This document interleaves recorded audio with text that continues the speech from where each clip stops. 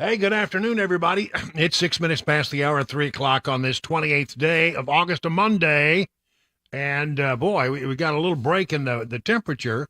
Not quite as bad as we were dealing with, late last week. So that's a good thing. Give us a chance to catch our breath without having, and maybe make sure that we can cool down just a little bit. I like it. I like it a lot. We got a lot of stuff going on that we need to keep an eye on. Let me just give you one of them. There is what is being described as an active shooter situation at University of North Carolina, Chapel Hill. The pictures that we are seeing do not seem to suggest, at least to my eye, that it's all that active at the moment.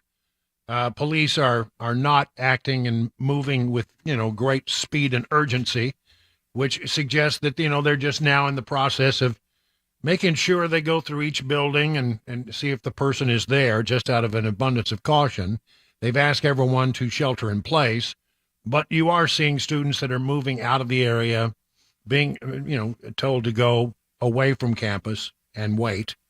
So that's going on. I have not heard of anybody being brought to the hospital. And we really don't know. I mean, the police have been very tight-lipped about all this and not putting out much information. They do have a suspect. The social media picture from that person is now being distributed across the airwaves. And people are asking, if you know this person, call police. And if you encounter this person, don't engage, but give police a shout. So that's going on. Number two, they are getting ready for Hurricane Idalia down on the Gulf Coast, on the west coast of Florida. I don't think it's going to hit the Panhandle all that much. It's going to hit more into the west coast and will sort of turn in as a Category 3. And so in the state of Florida, it will go across the state of Florida, across the peninsula of Florida, and out into the Atlantic Ocean, off the coast of maybe South Carolina, maybe Georgia. So we're watching that pretty well as much as we can, but it's probably going to happen Wednesday. Category 3 is a significant hurricane. That is not to be messed with. So those are the things that are sort of, we're watching in the background. And in the meantime, I want to tell you a little bit about some 2024 news. Let's just have an official 2024 report, because I've got some interesting numbers here that sort of fold into what I've been saying for some time now, that I don't think Democrats are going to put Joe Biden up as the nominee. Let me just run through this story from FoxNews.com.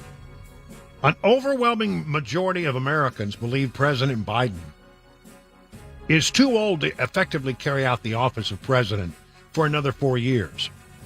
The poll was released today. It's Associated Press NORC poll found that 77% of Americans believe Biden is too old. That's 3/4 of Americans. While an unsurprising 89% of Republicans expressed the sentiment, an impressive 69% of Democrats also say Biden is no longer up to the task. Wow, that's something. While fewer than half of Americans say former President Trump is too old to hold office, despite him just being 3 years younger. See, it matters who the individual is.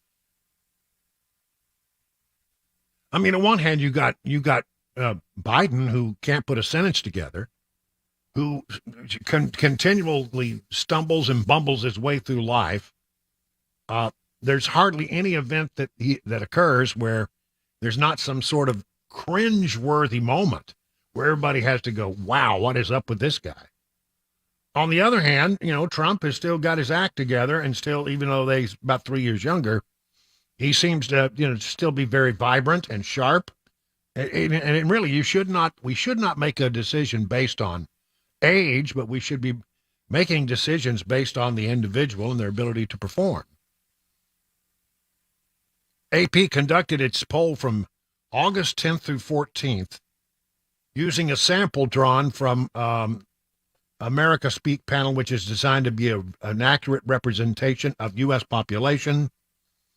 The margin of sample of error is 3.8%, so pretty typical for a poll.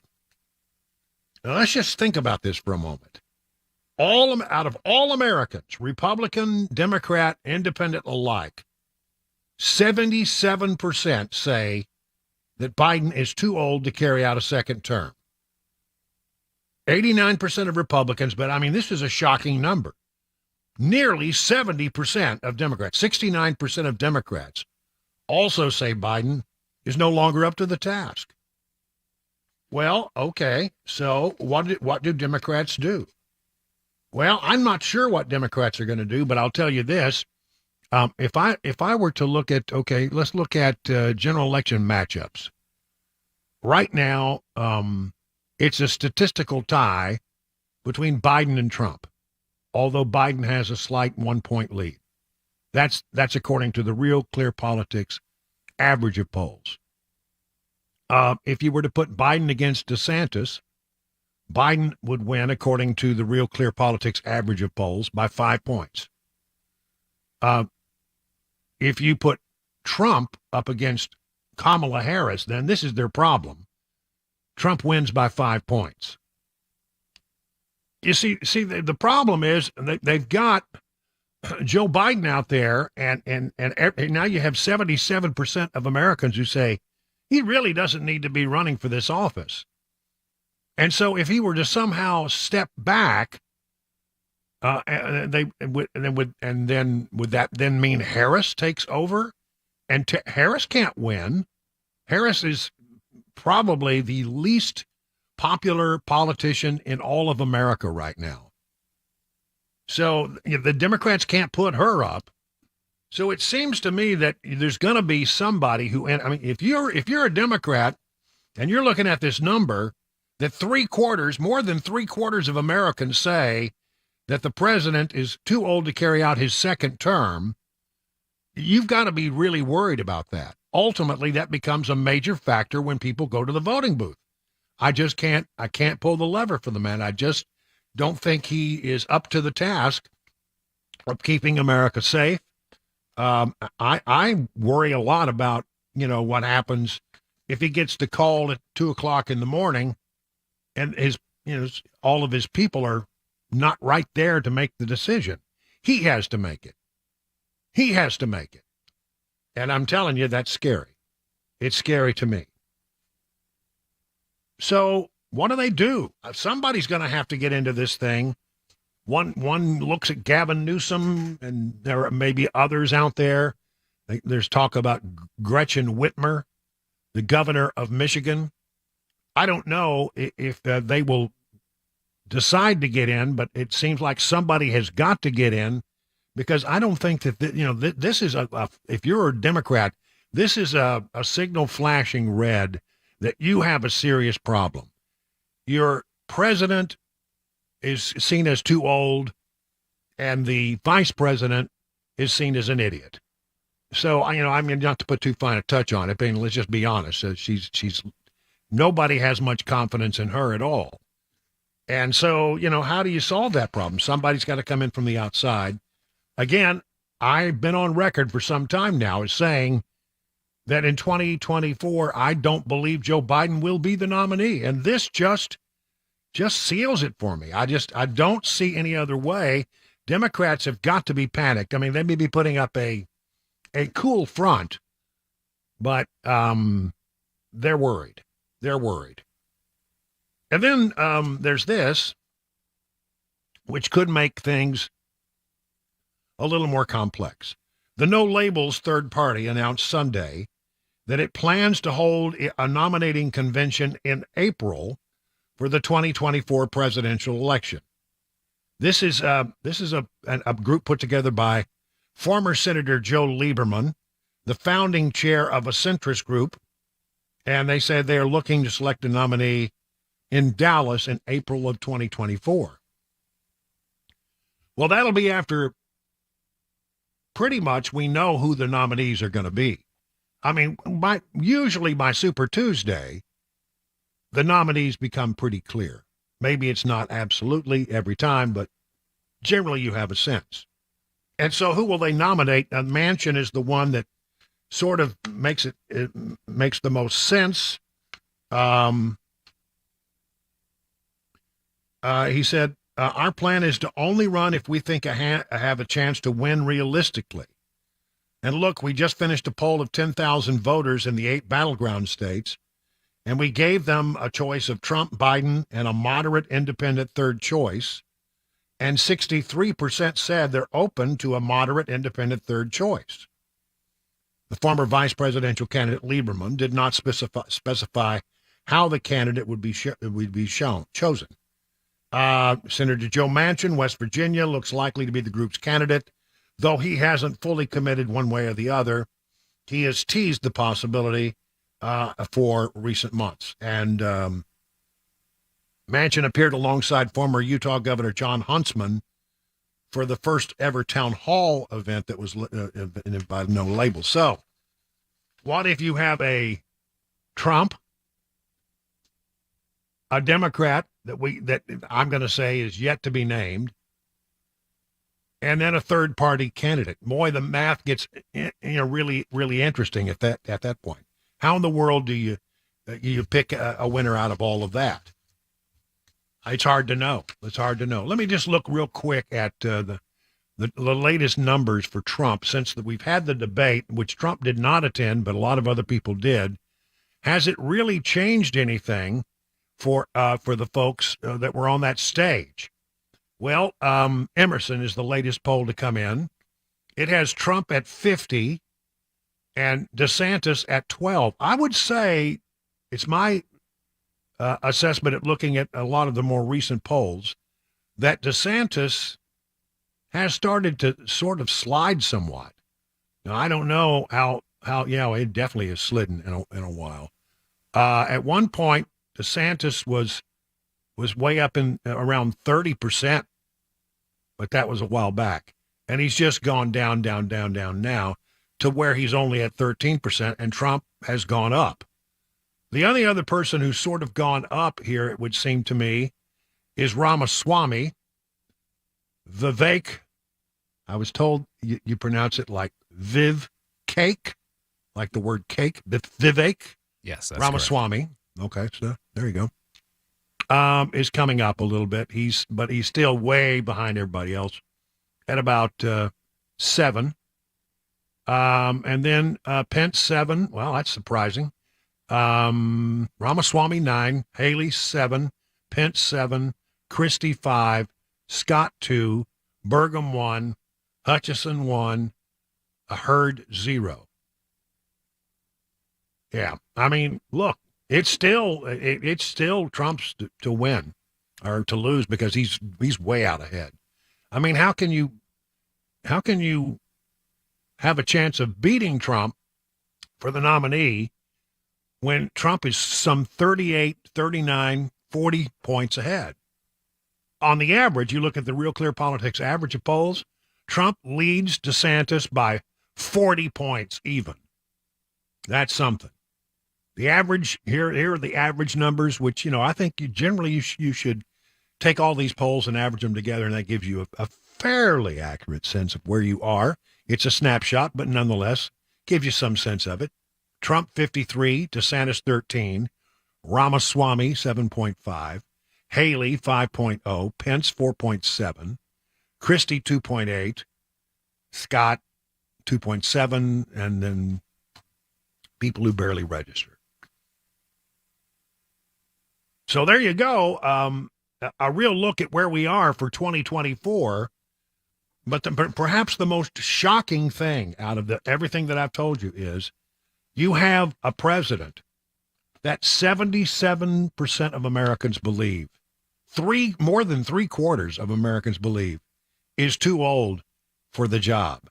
It's going to be interesting to see how this all falls together. 21 minutes now past the hour of 3 o'clock.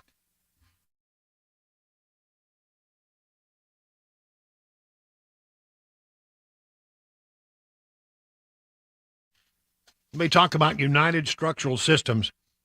Man, what a good company they are. Good people. And if you have problem with structural foundation or waterproofing issues, you should give USS a call. They'll come out to your house. They'll assess the situation. And if you agreed to go forward with their idea, and they're not going to pressure you, they're just going to give you all the facts. You don't pay a penny until the job is done and you're completely satisfied. They've been around for more than 25 years. Some of their employees have been there since day one. They're still here, which gives you some idea of how good a company it really is. I often read you some of the what people have said after dealing with them. Here's one. Stephen, it's a long one. Here we go. All of the work USS has done over the years has been top-notch. I heartily recommend USS every time I hear of anyone in the area dealing with a structural foundation issue. The foremen and teams have always been polite, professional, and provide timely work and recommendations. USS gives us peace of mind for the future. USS, they guarantee their best, serving Middle Tennessee, Southern Kentucky, Western Kentucky, Northern Alabama, online at USSTN.com, or call this number, 615-488-7855.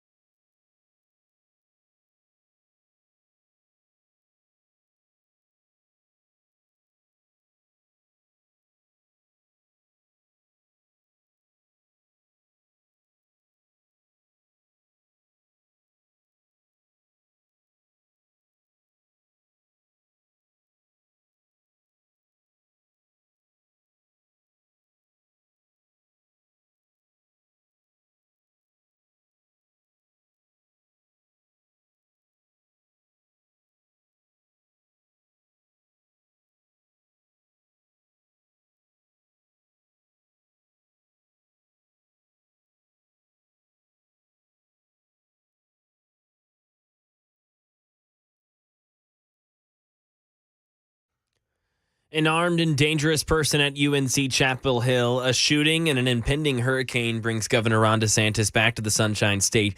And former President Trump has a trial date set for the latest indictment. We'll fill you in at 3:30. I'm Mac Morey right here on Super Talk 99.7 WTN.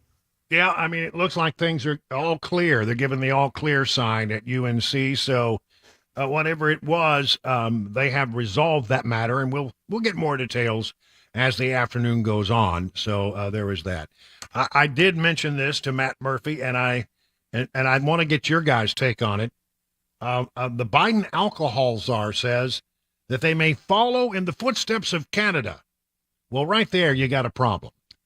Anytime you start following those Canadians, you're going to be, it's really not a good idea. But this person believes that perhaps Americans should be advised, there's not going to be a law on it, but they should be advised that they should have no more than 2 beers a week. And I'm going, really? Well, that's just like, not going to work. I'll take that under advisement. Yeah, I take that suggestion under advisement. Yeah. Currently, American guidelines recommend that men limit themselves to 2 drinks per day, which seems okay. So that means, I don't have a problem with that. As long as I can take those and stack them, Like, don't have any drinks Monday through Friday. But then on Saturday, you're going to make up for it. Yeah. No, that's not good. That doesn't work that way? No, it doesn't work that way. Oh, wow. Women should have 1 drink a day. The American recommendations are up for review in 2025.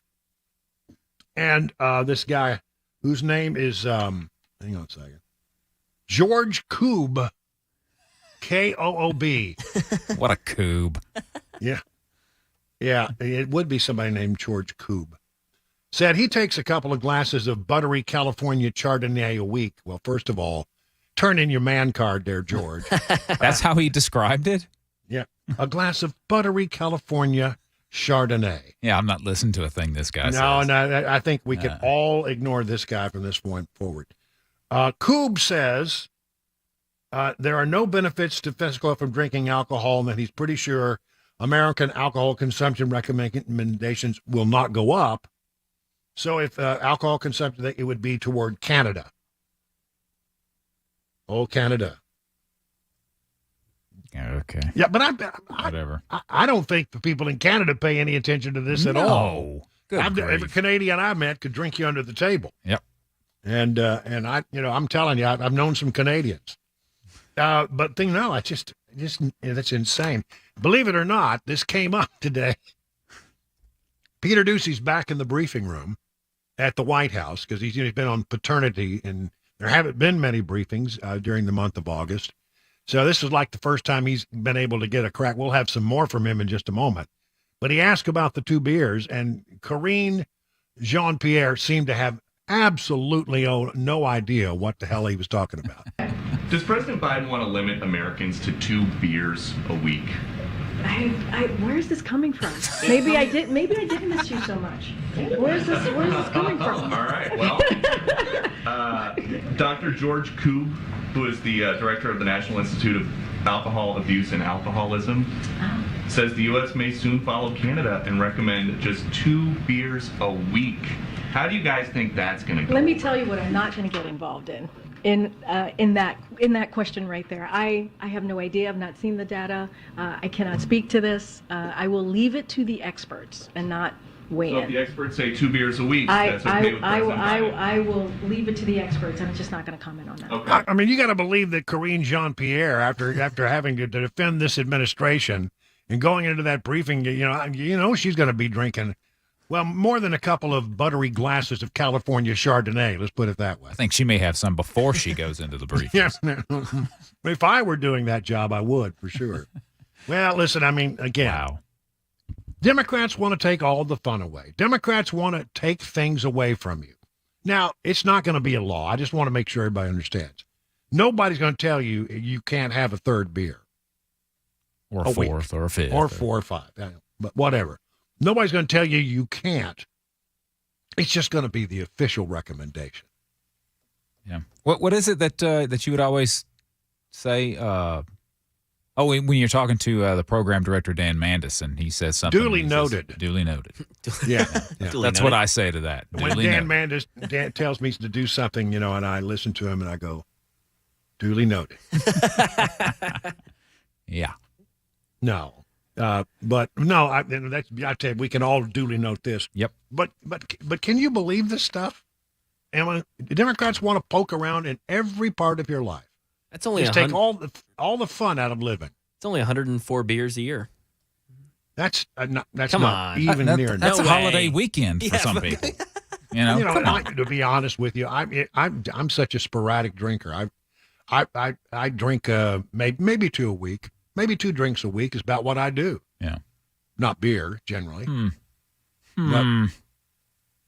I've got some bourbon that it's a salty caramel smoky bourbon. That sounds great. See, they didn't say anything about bourbon, just beers. So No, go to well, town with that. You're free to do whatever with that. No limits, baby. All right, 31 past the hour now.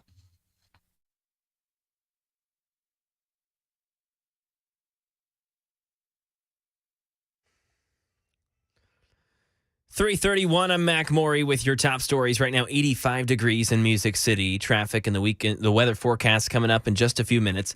Right now at UNC Chapel Hill, an all clear has now been given by officials after an armed and dangerous person was said to be on campus. Not much more information has been given as to specifics of the suspect or the incident today. The police presence at the school was massive. All classes and events were canceled for the day, and we'll keep you updated with any more information on this breaking news story right here on Super Talk 99.7 WTN.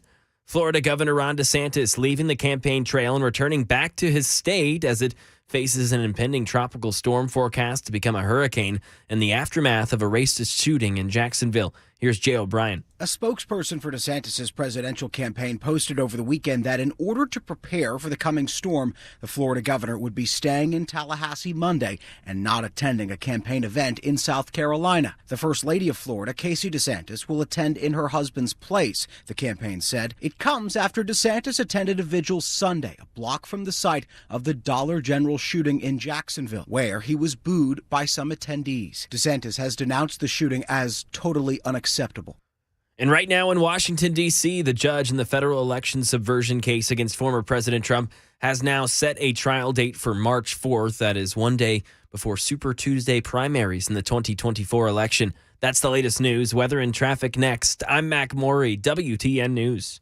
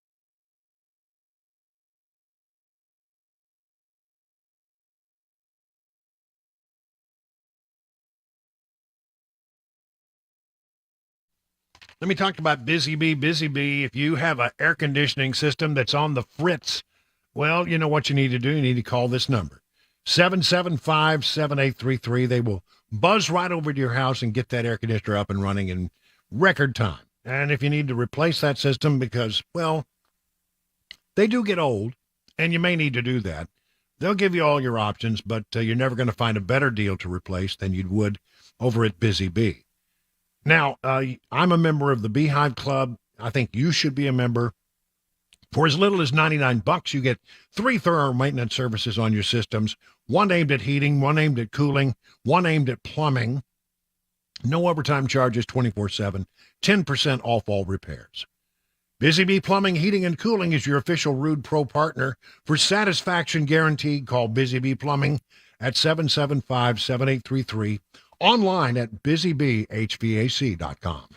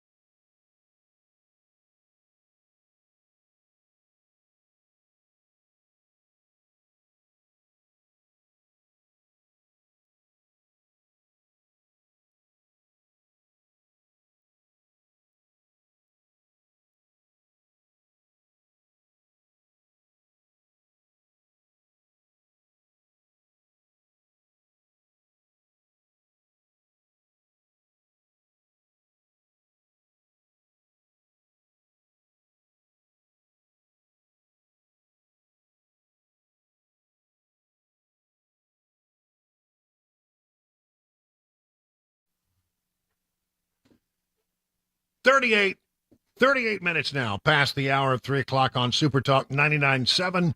I'm Brian Wilson, your friend and radio buddy on this 28th day of August. It's Monday. I think we got to figure it out. I think the 30th is the blue moon. Is that right? We need to look that up. I'll look it up. Look that up while I'm, because I mean, it is, I looked at it maybe it was the night before last, and it was like maybe 3/4 of a moon. Yes. Next full moon will rise on Wednesday, August 30th. All right, so that makes it a blue moon because it's the second full moon of the year. And as Mac Maury always tells us, I am, the keeper of all moon news. Yes. I don't know why. Well, I like looking in the sky and trying to identify which planets are which and where we are in the phase of the moon. I love that stuff. No, I think it's great because usually I'm a little late on all that. I'm like, oh gosh, this is happening. But now, ever since I've joined the drive, I'm never late on that. Well, you never are behind in moon news or any other kind of news. Well, thank you for that. I appreciate that. Let's talk a little bit about the economy and how things are rolling right now. I think I've been saying this for some time now, but it's nice that other people are recognizing it as well, that rising gasoline prices are going to make it harder for businesses who've been managing inflation for months. See, there's nothing that goes through the economy faster, that ripples, or it doesn't really ripple, man. It just tears a big old hole through the economy, faster than fuel prices, oil, gas. It really, really can drive up inflation in a huge way, because virtually everything that goes to market, every good, every service, requires energy to get delivered to market. And so if the price of gasoline is going up, then they have to charge more for the food, et cetera, et cetera, et cetera. And inflation, we saw this once before when inflation rose to nearly 9%. And then they opened up the Strategic Petroleum Reserve, which really is not an option for them again. They just can't go there again. So get ready. This story, I think, is exactly right. It's Groundhog Day at the pump. U.S. consumers, according to the Wall Street Journal, have been seeing gasoline prices tick up to reach their highest level so far this year. The increase is leaving many with an unwelcome sense of deja vu, remembering last summer. Prices have retreated slightly in recent days, but remain elevated. A gallon of regular gas, $3.82 on Sunday, about 60 cents higher than beginning of the year. Diesel prices went down about 31 cents compared to early January, but gained more than 40 cents from a month ago. The ascent of oil prices could complicate the Federal Reserve's effort to lower inflation to 2%. The increase is already working on small business owners. Companies are delaying upgrades, losing workers, or avoiding hiring extra help, moving to charge customers as a result of higher fuel prices. Listen to this. The moving company, a mover in Springfield, Missouri, lost 3 drivers, in part because higher fuel prices made their commute more expensive. Wow. The company then had to upgrade its charge for mileage when you're delivering something. You're a moving company, you're delivering something, by $4 earlier this year because fuel prices might add another $3 on that. The hike, he says, has contributed to some customers walking away. We lost a lot of business.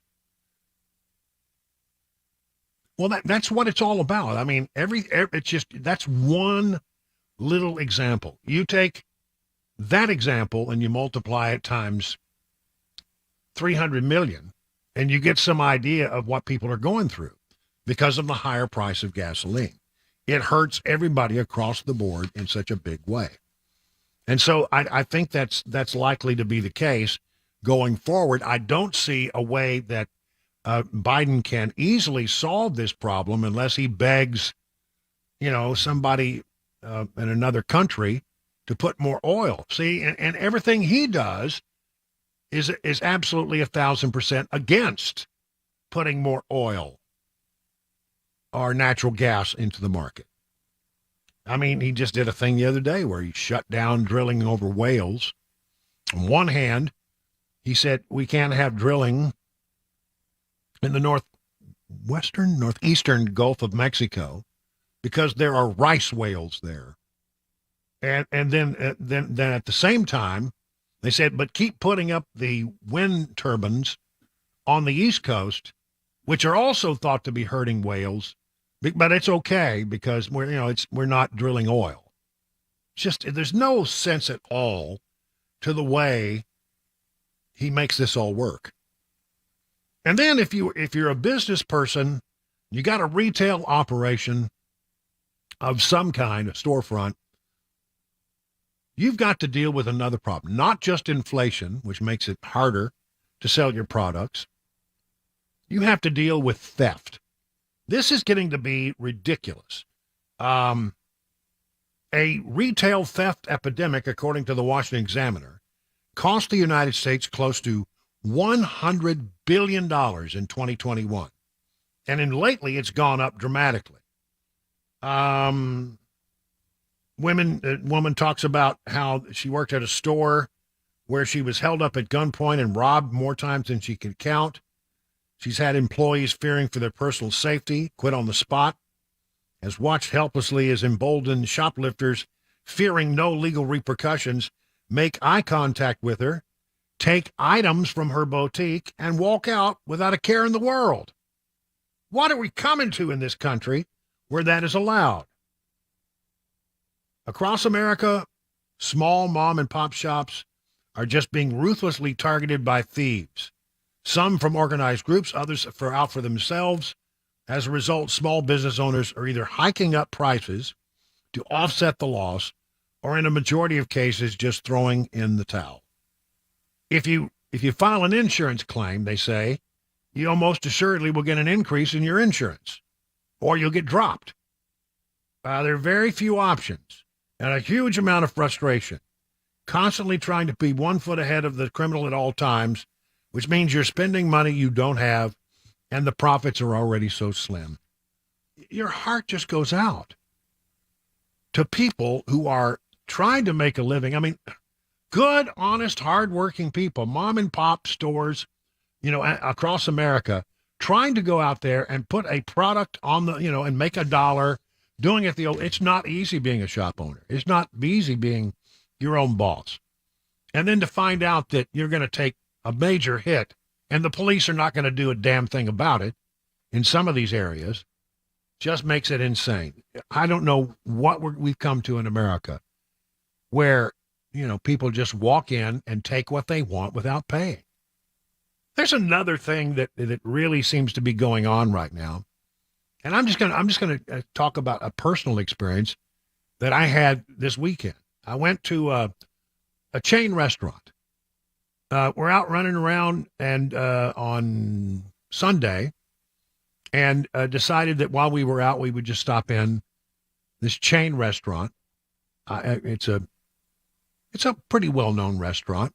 I don't want to give the name because I don't really think it's their fault. And we went to the salad bar, got that because that's something that you do yourself. We ordered a drink because it was, brunchish time, and the drink came. And then we just waited and waited and waited about an hour and 15 minutes. And the food didn't come, and the food didn't come, and the food didn't come. And, because I was trying to be, this is difficult for me because my one weakness is that I have no sense of patience. But I was trying to be patient, and I don't think I lost my cool, but the poor waitress was just beside herself. Some people got so irritated, they got up and walked out. Say, if you can't feed us, within a reasonable amount of time, we're gone. And they just walked out and left them. I didn't do that. And when she came over, I said, well, what's the problem? Well, we're shorthanded. We don't have enough people out front. We don't have enough people in the kitchen. The kitchen's really, really backed up. What is going on that we can't get people to work? What's going on in America where, there are all of these jobs that are available and no one wants to work? I didn't take it out on the waitress because I didn't think it was her fault. She was doing everything she could do to help us out, but the people above her did not, give them enough people to run the damn place. If you can't run the place and you can't get people fed in a restaurant, shut the door and don't open. I mean, you shouldn't be open. But I mean, apparently everywhere you go, you run into this problem. And it's not just restaurants. It can be, any kind of retail store. Everybody has a hard time finding enough people to make it work. And, it's a struggle. Well, our president can travel all over the country and talk about the miracles of Bidenomics. But right now, I don't think it feels that way. Inflation is about to go up because our gas prices are high. Small businesses are reeling because people are stealing from them. And mom and pop stores and restaurants and people who, who work in the service industries and other places simply, are struggling because there are not enough people to fill the jobs. I don't remember this. I don't remember this under Trump. It just wasn't that way. So I don't know how long, it's going to take to get things in order. But if this is Bidenomics and you think, Mr. President, this is a good thing, I would say to you, maybe you need to reconsider your position. Bidenomics is not a positive. Bidenomics so far has been a negative. It's 50 minutes now past the hour of 3 o'clock. Hey everybody, I'm Paul Winkler. The financial world can be full of landmines for investors. On the one hand, investment firms and the financial community will often overcomplicate the financial planning process to confuse investors. As one guy who used to work a big investment firm once told me, if an investor thinks that they're over their head, they'll blindly trust you. And it's easier to sell to them. I'm glad I'm away from that. On the other hand, many people oversimplify investing to the detriment of investors. Just having a little knowledge can be really dangerous. The idea there is the same. It's just a different way of selling things. At Paul Winkler Inc., we like working alongside our clients with an education guidance approach. I believe that there's confidence that comes with knowing what you're doing and why. We abide by the very highest level of fiduciary care, and we use the most sophisticated financial planning tools out there. And every one of our offices is run by a degreed planner with over 20 years experience. No kids fresh out of college. If that sounds like a winning formula, set up a free 15-minute phone call to learn more. Go to paulwinkler.com or call 615-851-1950. You can do this.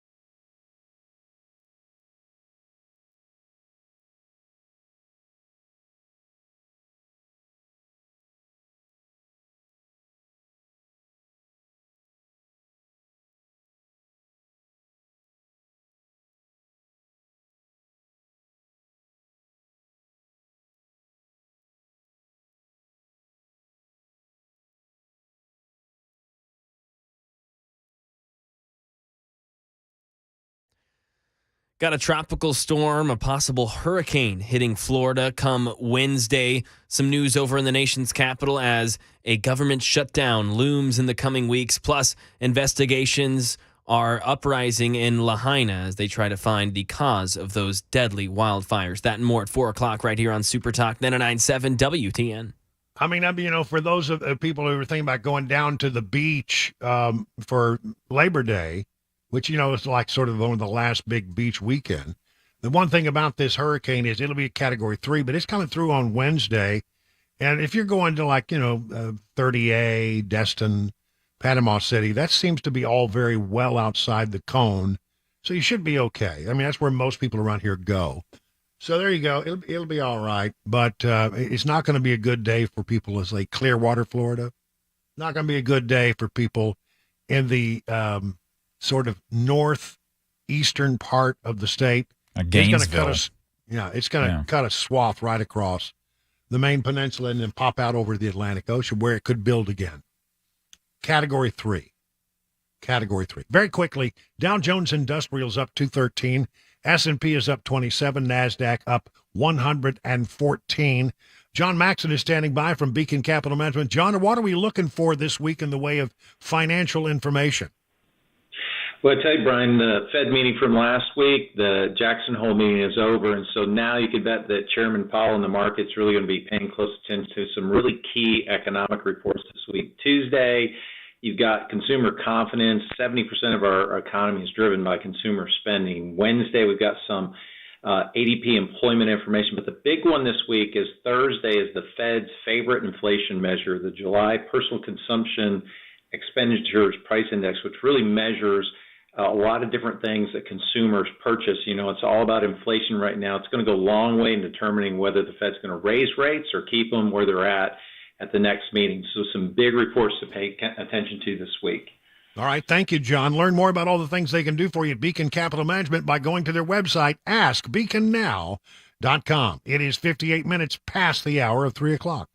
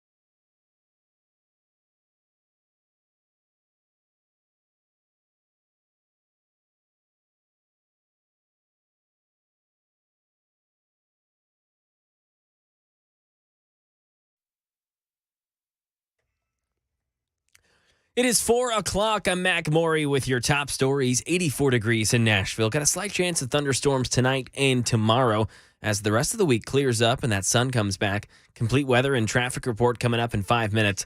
Tropical storm Idalia expected to become Hurricane Idalia by the time it makes landfall in Florida on Wednesday.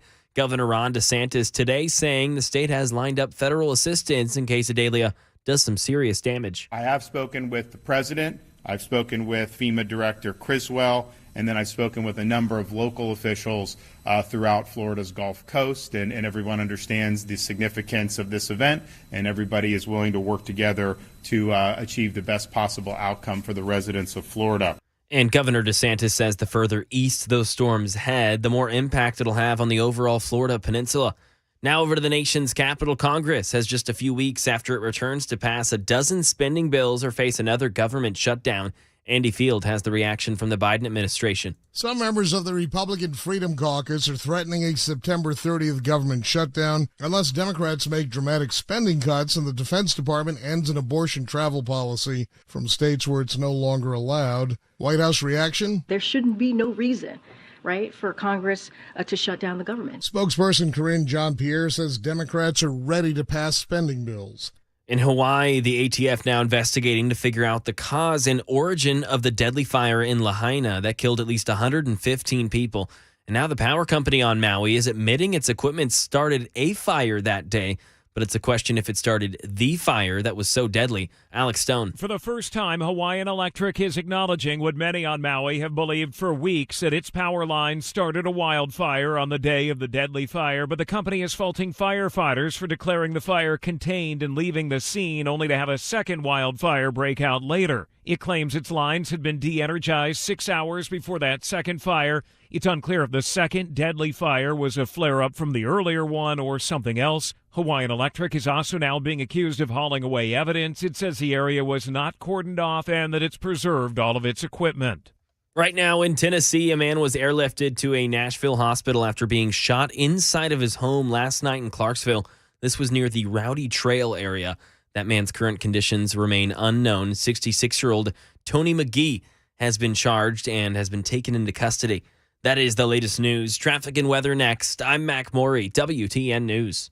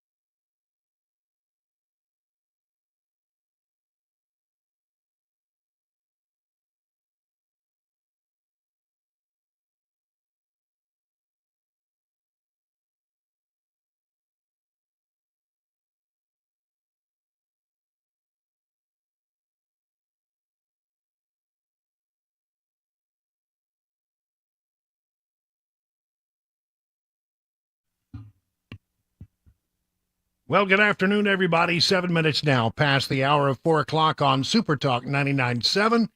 It's it's a pleasant afternoon. It's cloudy and not too hot and not too humid. This is more like September weather than August weather, but then we're getting near the end of August, aren't we? It's it has Monday written all over it, though. Yeah. Like it's just kind of glum gray. and gray and, like everybody's just going, all right, let's just get through the Monday. Yeah, but I'll take this over, 101 with a feel like temperature of 110. That's no good. Well, I want to get into this hour. I want to get into what's going on with the investigation into Joe Biden because, Congress is about to come back. Things have been sort of slow in this regard because Congress has been out of pocket.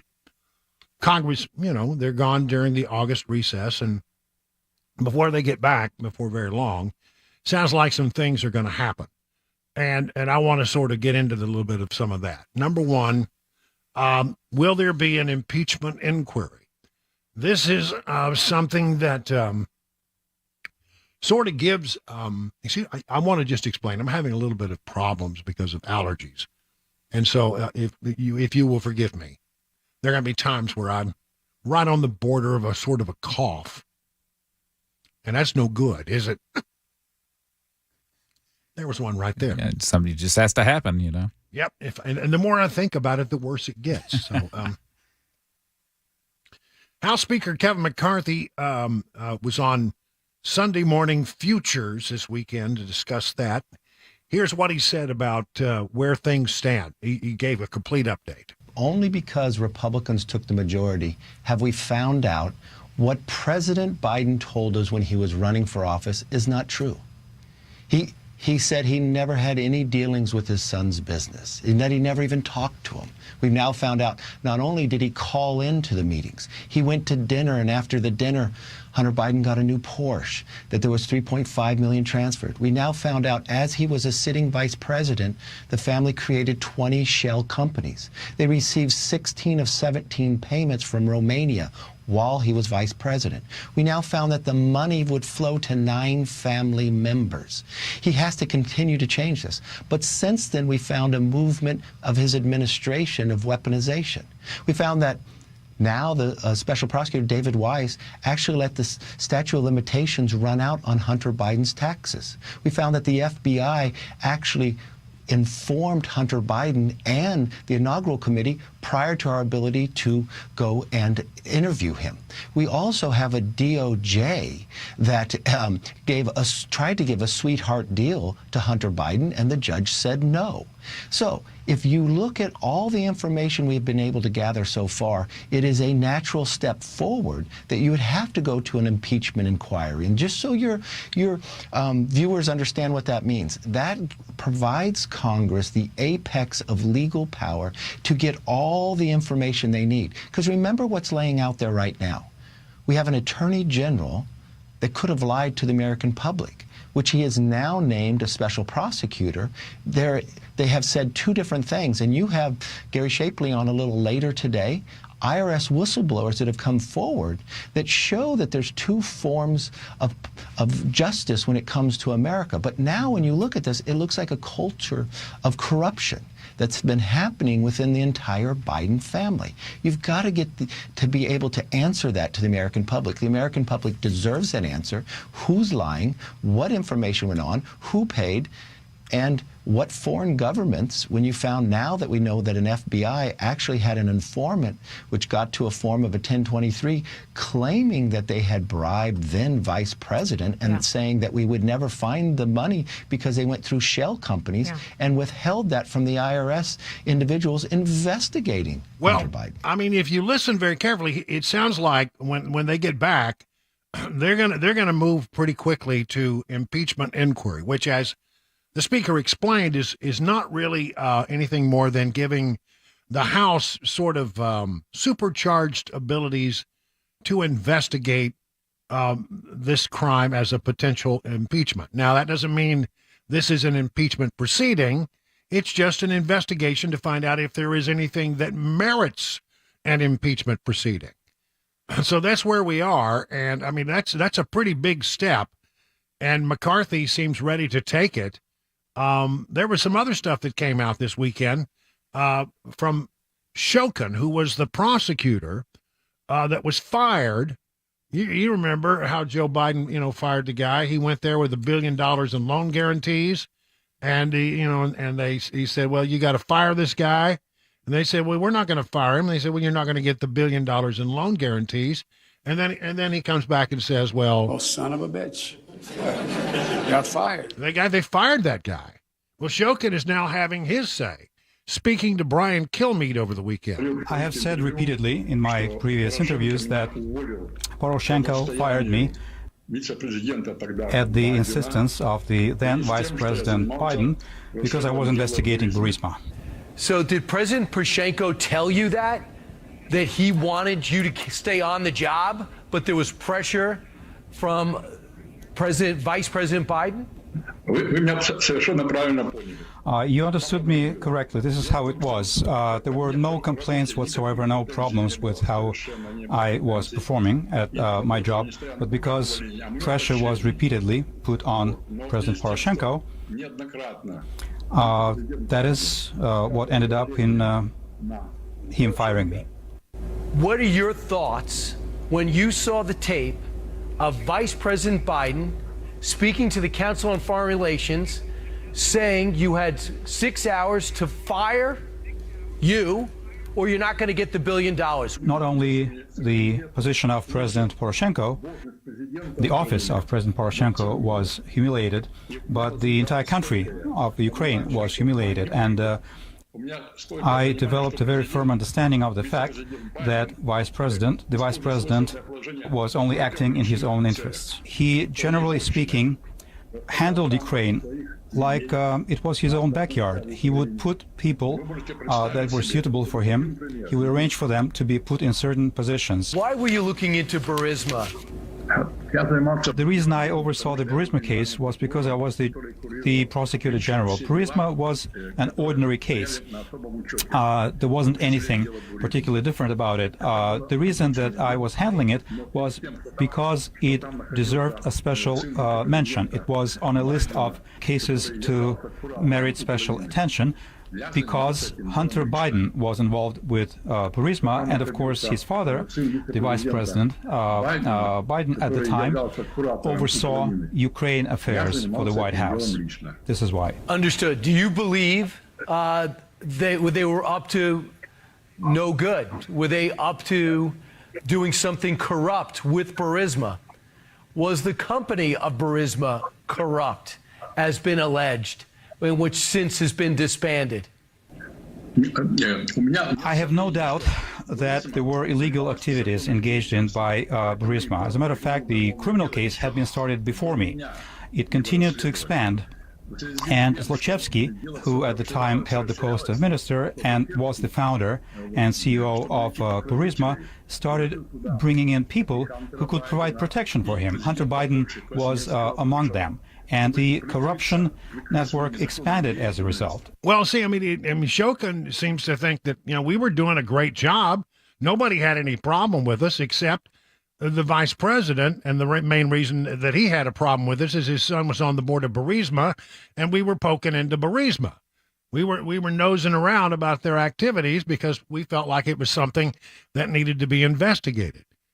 And so, if this is the one where you have to, that comes closest to expressing quid pro quo, because you have, the vice president, then vice president, talking about, how he did it and bragging about it.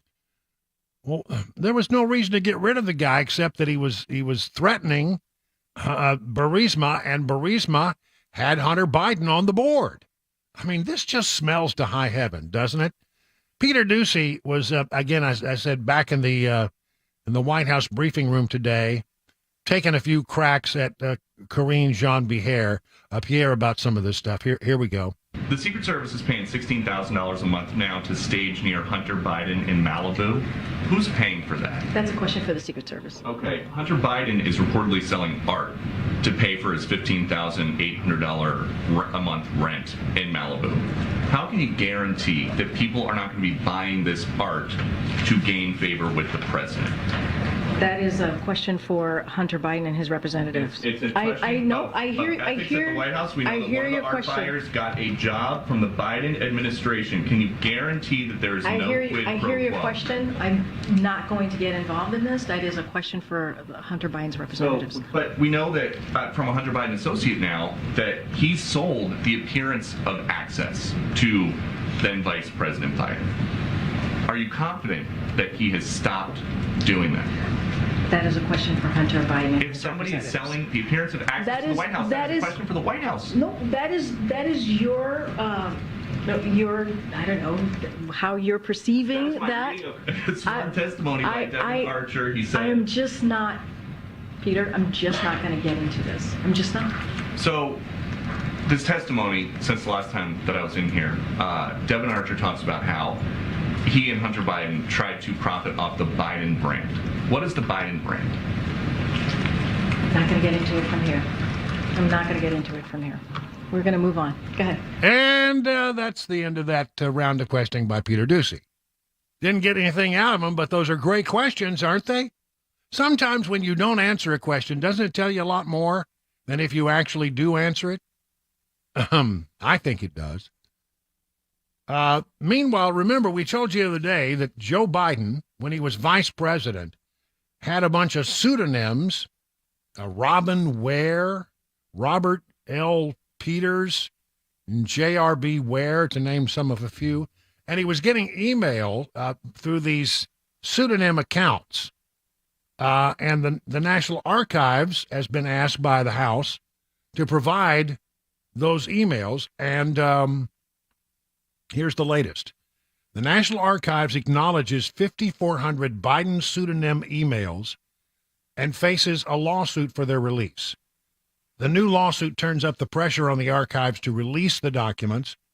National Archives acknowledged possessing 5,400. The nonprofit constitutional legal group that filed the lawsuit said the archives confirmed that Biden had used the pseudonyms of Robert Ware, Robert L. Peters, J.R.B. Ware, and during his time in the Obama administration.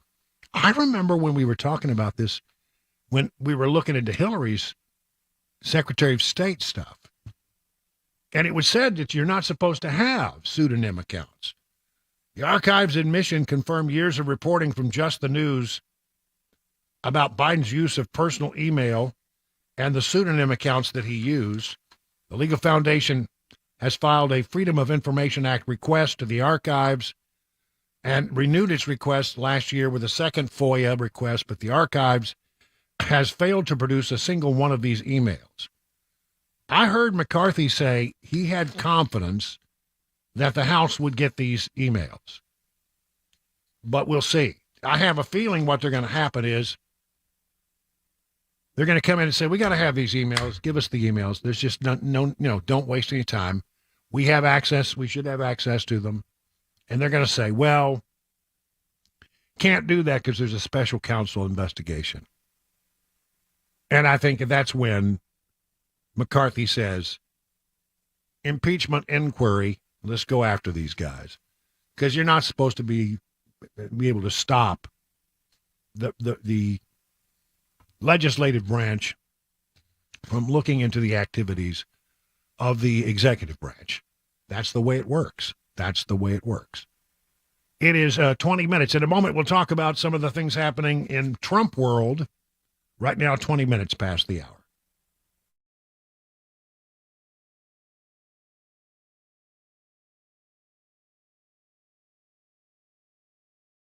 Let me tell you about D.T. McCall's 5 convenient locations in Middle Tennessee. You're gonna love it, and if you haven't been to one of the things you're going to notice is a huge selection, whether it's appliances or furniture or whatever it is you're looking for. There's going to be a lot of it there for you to choose from, and that helps. I mean, when Cabana Wife and I went down there looking for a big, sectional for our living room, I had one idea, she had another, but we found something right away because they had so much to choose from. We found something we both like. I think it's very helpful. They give you free delivery, free setup, and free haul away of the old thing. They're not going to play any games with you like the big box stores do. You know that with the price they give you will be an honest price that includes delivery, setup, and haul away, and it's going to be a good price. They've been in this area for about 100 years, and you don't make it more than 100 years without treating people right, and they do. And the other thing they want you to know is whenever possible, they sell products made and manufactured in Middle Tennessee. That means that you're keeping the dollars local and you're supporting the Tennessee economy. 5 convenient locations. Learn more about where they are by going to their website, dtmccalls.com.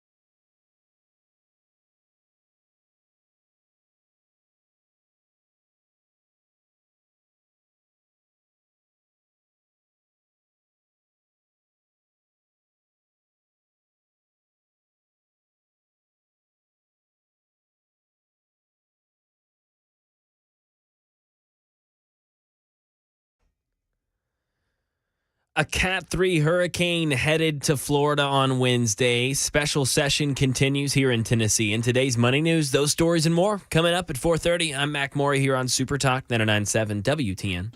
Yeah, Cat 3, you gotta bring in the lawn chairs. You gotta buckle up. You know, the thing with a hurricane, it's almost always the water that causes the most damage and not the wind. I heard Ron DeSantis, he was doing a briefing earlier today, talking to Floridians and saying, here's what you should do. Made a good point. You know, when you are trying to escape a hurricane, you don't have to drive 300 miles. You just need to drive about 10 miles and then, get away from the shoreline, get into the flood areas, get away from the flood areas. I happen to know because when I had my house down in Florida, I drove past it. I think the highest point in all of Florida is about 300 feet above sea level. Really? Wow. That's it? It's not much. Wow. That's crazy. Yeah, I mean, it's a very flat state. But if you get far enough inland, 10 miles, 15 miles, you can survive the wind in a shelter.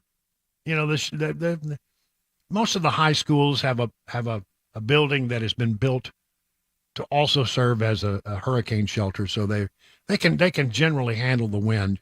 It's the water that gets you. Yeah. Double check me on that. I think my memory was 328, highest point. For reference, Nashville is a little over 550 feet. Yeah, we're not much. Not much. I was wrong. 345 feet. Still. There it is, yeah. Yeah. Britton Hill is what it's called. Yeah, I learned about how low really Nashville 500 feet above sea level. That's pretty low, really, when you consider it. I went to New Mexico and got off the plane. I was at 7,000 feet. Yeah, it just about killed me. I couldn't deal with it at all. Well, anyway, there you go. So that is happening. Let me see. I was going to say something else. Okay, here we are. Let's talk about President Trump. His trial has been set for March 4th. This is the Manhattan trial being brought by Manhattan DA Alvin Bragg, has set the trial date for March 4th. You know what that is? Well, March 5th is Super Tuesday. And, that if you had any need to know whether or not this whole thing was political, there's your answer right there.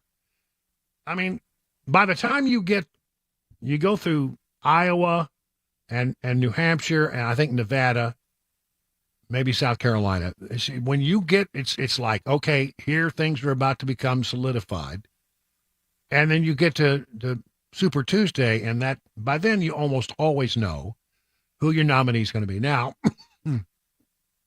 it appears to me that the nominee is going to be Trump. I mean, he's leading everybody by 30, 40 points, so I don't see that changing. But he's been asked to begin this trial one day before Super Tuesday. When you want to be out campaigning, you want to be out there sealing the deal. And so this is really extensively, it seems, political. And his attorney, Alina Habba, has come to the same conclusion. If it was a normal person, I could understand the concern. President Trump is not your average person. He's incredibly intelligent, and he knows the ropes. He also knows the facts because he lived them. These are not complicated facts. Look at Fannie. It was a phone call that's been around forever, that he refers to as the perfect phone call. What is he going to have to be prepped for? The truth? You don't have to prep much when you've done nothing wrong. So that I'm not concerned with. These trial dates also are going to move. It's unrealistic, it's theatrics, and no judge is going to say that you can be on two trials at once in two different states, because a lot of these overlap. They look at the start date of the trial, but these are 4 to 6 week trials at the least. So there's no way they're not going to overlap. I mean, they're going to have to go into October, November of next year, again, by design. But in terms of President Trump, the candidate, I have zero concerns. All right, it is 30 minutes now, past the hour of 4 o'clock on Super Talk.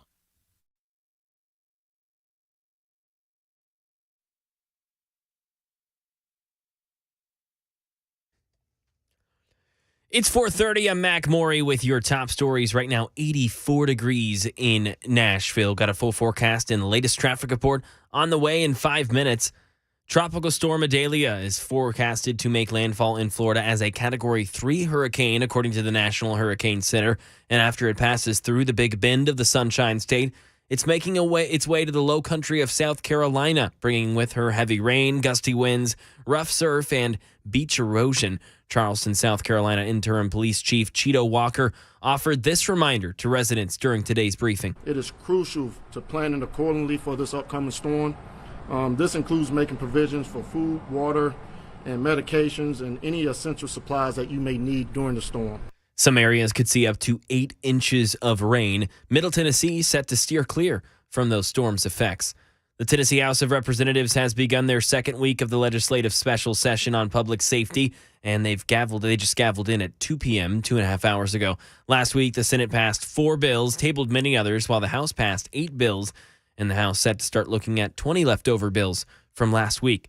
Now over to the money news. Derek Dennis. Stocks closed higher on Wall Street. The S&P 500 and the Dow each added 0.6% Monday. The Nasdaq Composite climbed 0.8%. Markets are looking forward to earnings updates from Best Buy and Costco this week and Friday's monthly jobs report. Commerce Secretary Gina Raimondo met with her Chinese counterpart in Beijing. Raimondo says they agreed to continue discussing commercial issues between the two powers. Raimondo is the latest Biden administration official to travel to China in hopes of thawing relations with Beijing. The federal government is fining American Airlines $4.1 million for dozens of times it kept passengers on planes during long ground delays. The Department of Transportation said it is the steepest fine against an airline for violating a decade-old ground delay rule. NASA says it is exploring a return to supersonic commercial flight. The agency says it's conducting early research on a supersonic passenger aircraft flying from New York to London in 90 minutes. And that is the latest news, traffic, and weather on the way. I'm Mac Morey, WTN News.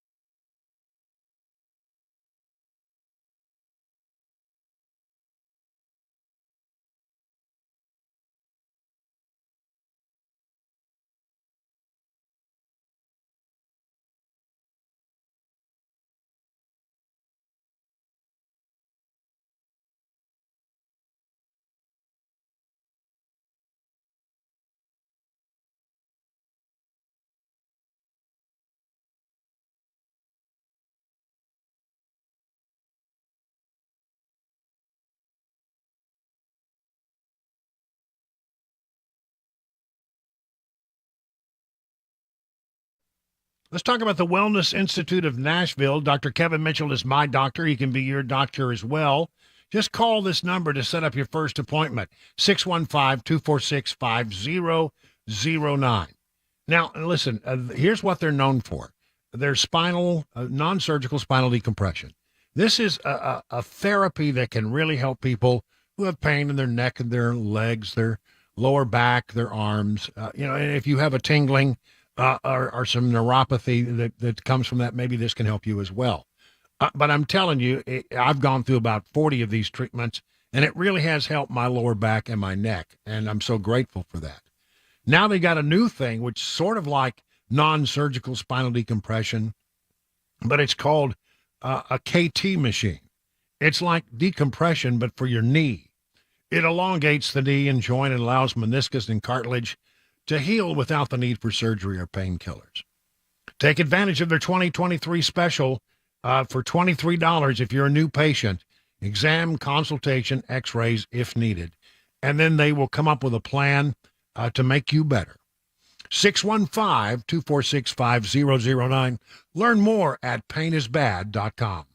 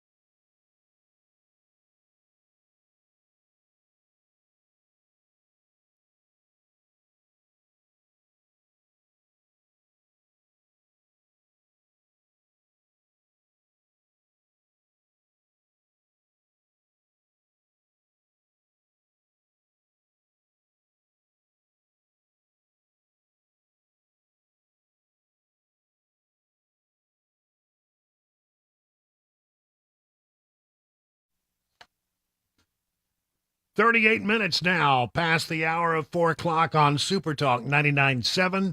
I'm Brian Wilson, your friend and radio buddy. Let's look at a little Nashville and a little special session news here for a moment or two, because, the special session is ongoing. As we reported to you last Friday, the Senate has brought forward 3 measures, and the House has decided it has quite a few more than that it'd like to consider. And now the question is, well, what actually will now get across, both the House, the Senate, and land on the governor's desk? We'll get to that in a moment. Let me talk about Nashville. Nashville Mayor John Cooper is set to sign today 6 resolutions that will change a lot about how downtown looks in the days ahead. The bills to become law include the implementation of license plate readers, entertainment vehicles, and noise downtown coming from honky-tonks and other businesses. So here we go.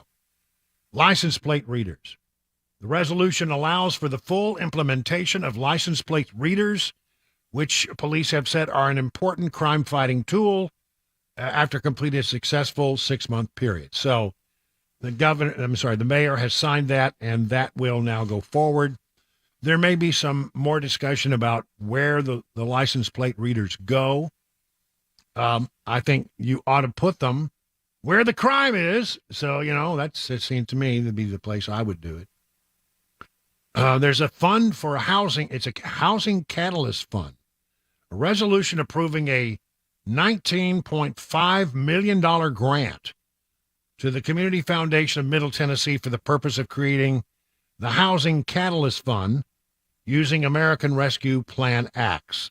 Don't have any idea what they're going to do, but watch that. I'm going to dig into that a little bit more because we're talking a lot of money, $19.5 million. The Traffic Bill of Rights.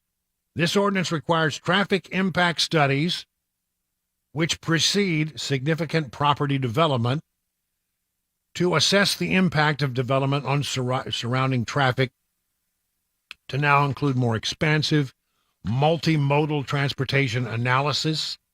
Okay.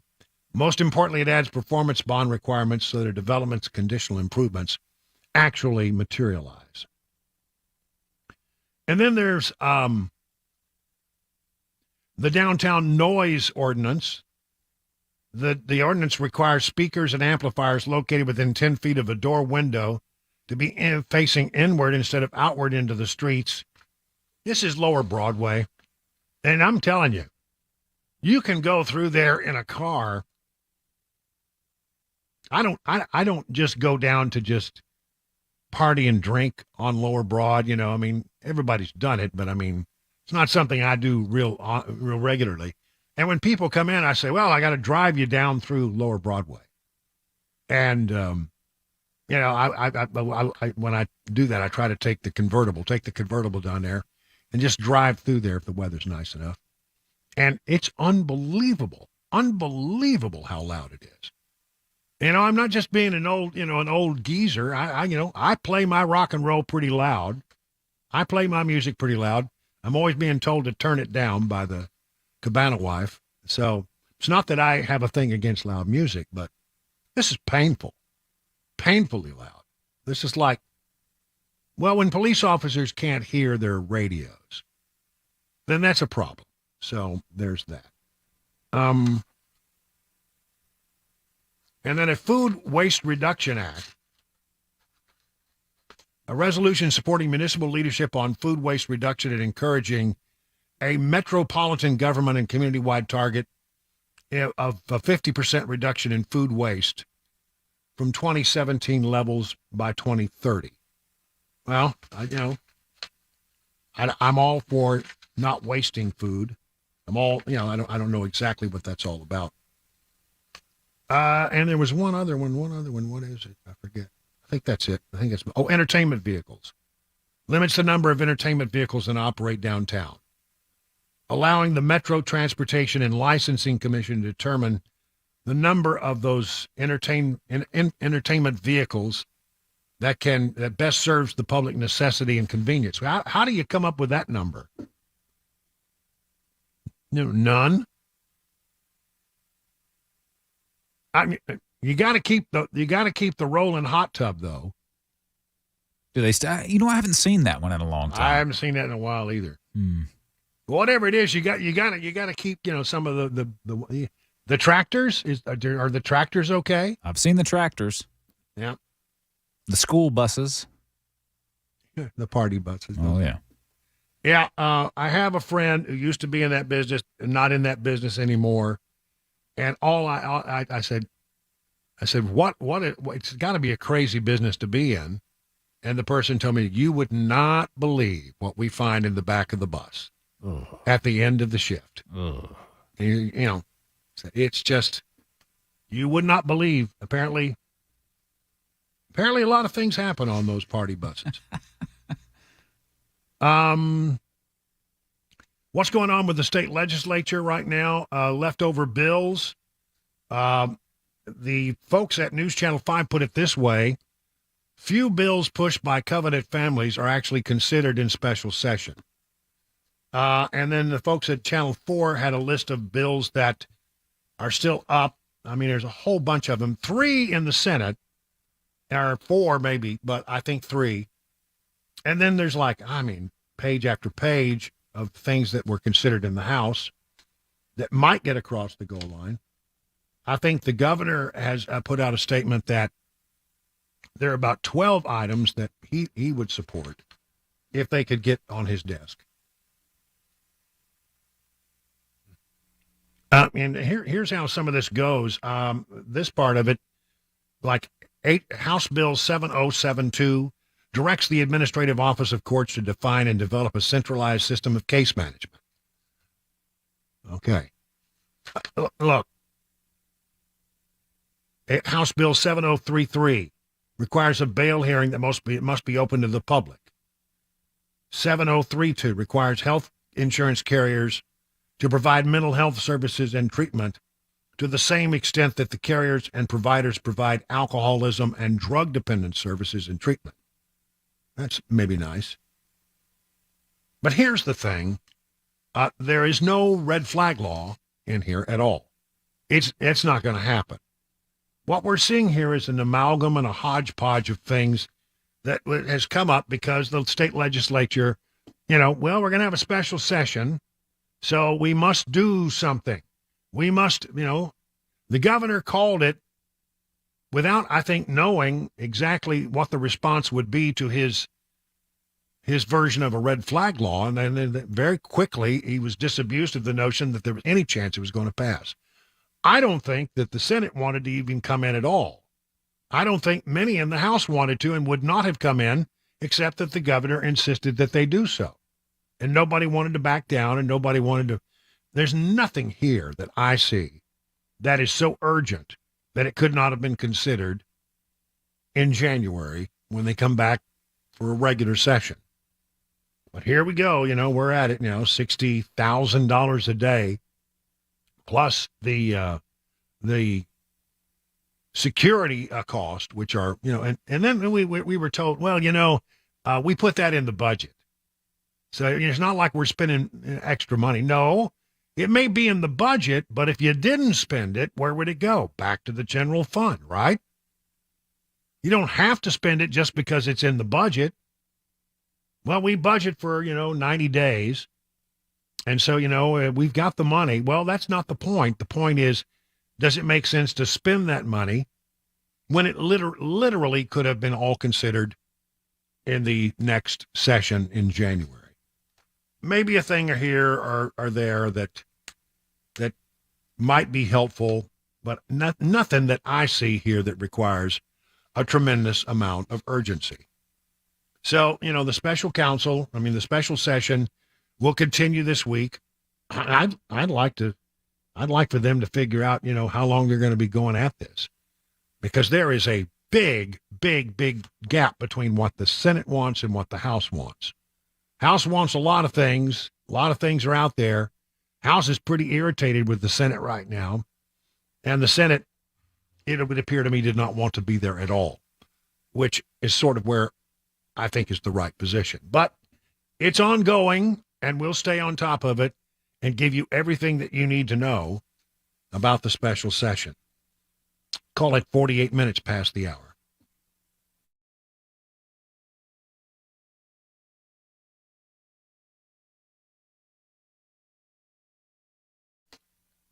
Stinky, stinky, stinky. Is that what it was the last time you had an auto repair shop? Smelled greasy, old rags lying around, a countertop you wouldn't dare touch. Another thing that stinks is the repair shop that keeps your car forever. Not honest. They don't call you back when they say they will. What was your last experience in a vehicle repair shop? Well, it's your friend and radio buddy, Brian Wilson, to tell you about Eurofix. Eurofix will take the stink out of European auto repair. At Eurofix, you get 15-minute free no-wrench inspection with an estimate at every visit. No high-pressure sales tactics. At Eurofix, you get a 3-year nationwide warranty and a free loaner car with every repair appointment. And you never pay dealer prices. Eurofix is in Franklin, 100 Oaks, Murfreesboro, Belmead, and now their newest location in Mount Juliet. Just call this number, 844-EUROFIX, that's 844-EUROFIX, or visit myEurofix.com and tell them that your friend and radio buddy Brian Wilson sent you.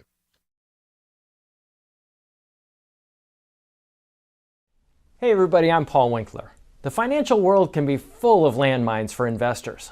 On the one hand, investment firms and the financial community will often overcomplicate the financial planning process to confuse investors. As one guy who used to work a big investment firm once told me, if an investor thinks that they're over their head, they'll blindly trust you. And it's easier to sell to them. I'm glad I'm away from that. On the other hand, many people oversimplify investing to the detriment of investors. Just having a little knowledge can be really dangerous. The idea there is the same. It's just a different way of selling things. At Paul Winkler Inc., we like working alongside our clients with an education guidance approach. I believe that there's confidence that comes with knowing what you're doing and why. We abide by the very highest level of fiduciary care, and we use the most sophisticated financial planning tools out there. And every one of our offices is run by a degreed planner with over 20 years experience. No kids fresh out of college. If that sounds like a winning formula, set up a free 15-minute phone call to learn more. Go to paulwinkler.com or call 615-851-1950. You can do this.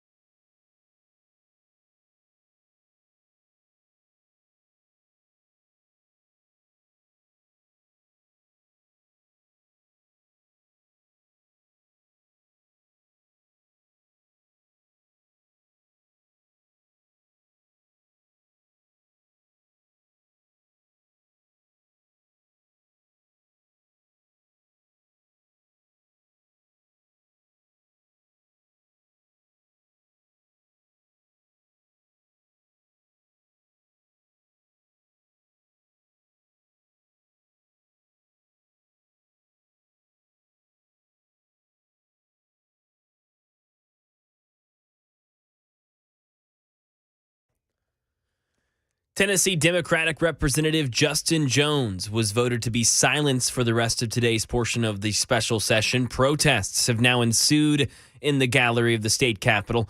President Biden's possibility of impeachment and a scare at UNC Chapel Hill today with an armed and dangerous person there at the university's campus. Those stories and more coming up at 5 o'clock on Super Talk 99.7 WTN. Thank you, Mac Maury. In fact, let's go down to the Capitol now. Thanks to the folks over at Channel 4, we could pick up a little bit of what's going on in the, the rotunda area of the Capitol. Let's just listen in for a moment. Well, there's protesting and singing, and you were telling me that Justin Jones? Yep. Was told to stand down at some point today? He was cut out of order twice today, ruled out of order twice, and they voted a 70-20 vote to silence Justin Jones for the rest of today, which subsequently just the rest caused of the this protest to break out, right? Yeah, and the rest of the House Democratic Caucus walked out with him. Okay, well, there you have it. I mean, they warned everybody that there were going to be new rules in place. And, this is what happened. This is what I did not like about this, is it seemed to give the Democrats a platform that they can pull people in from here, there, and everywhere else to come in and protest.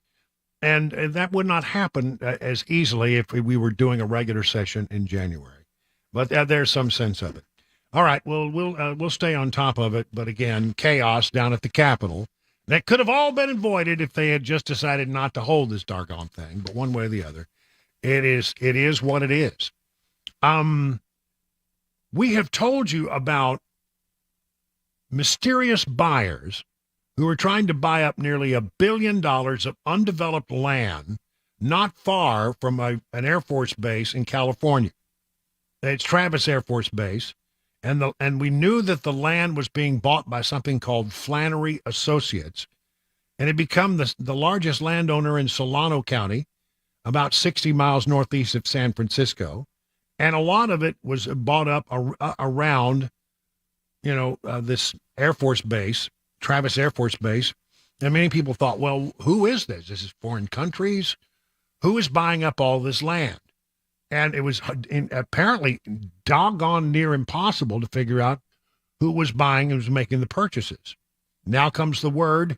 It's a bunch of investors out of California, and they're like capital venture folks.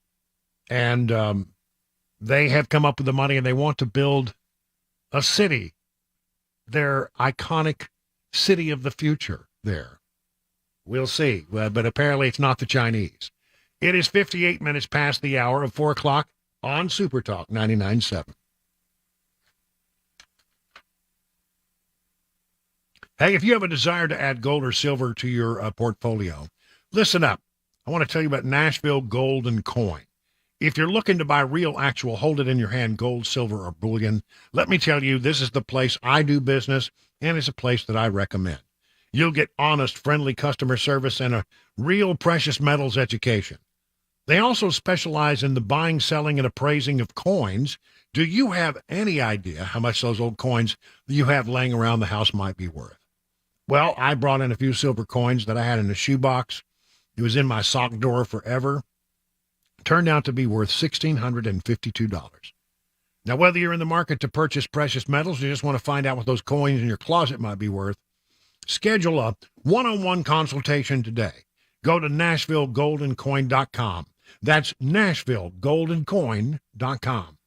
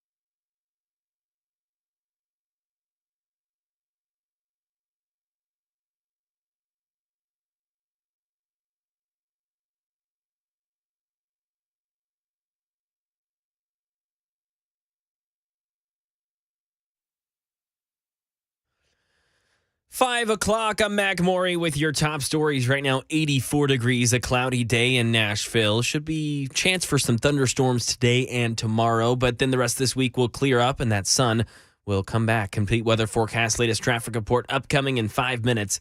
A special session update in Tennessee. The Tennessean reports that House Republicans voted to silence Representative Justin Jones today after being ruled out of order twice by House Speaker Cameron Sexton. The vote was 70-20 to silence the Nashville Democrat who was expelled last spring for bringing a bullhorn onto the House floor.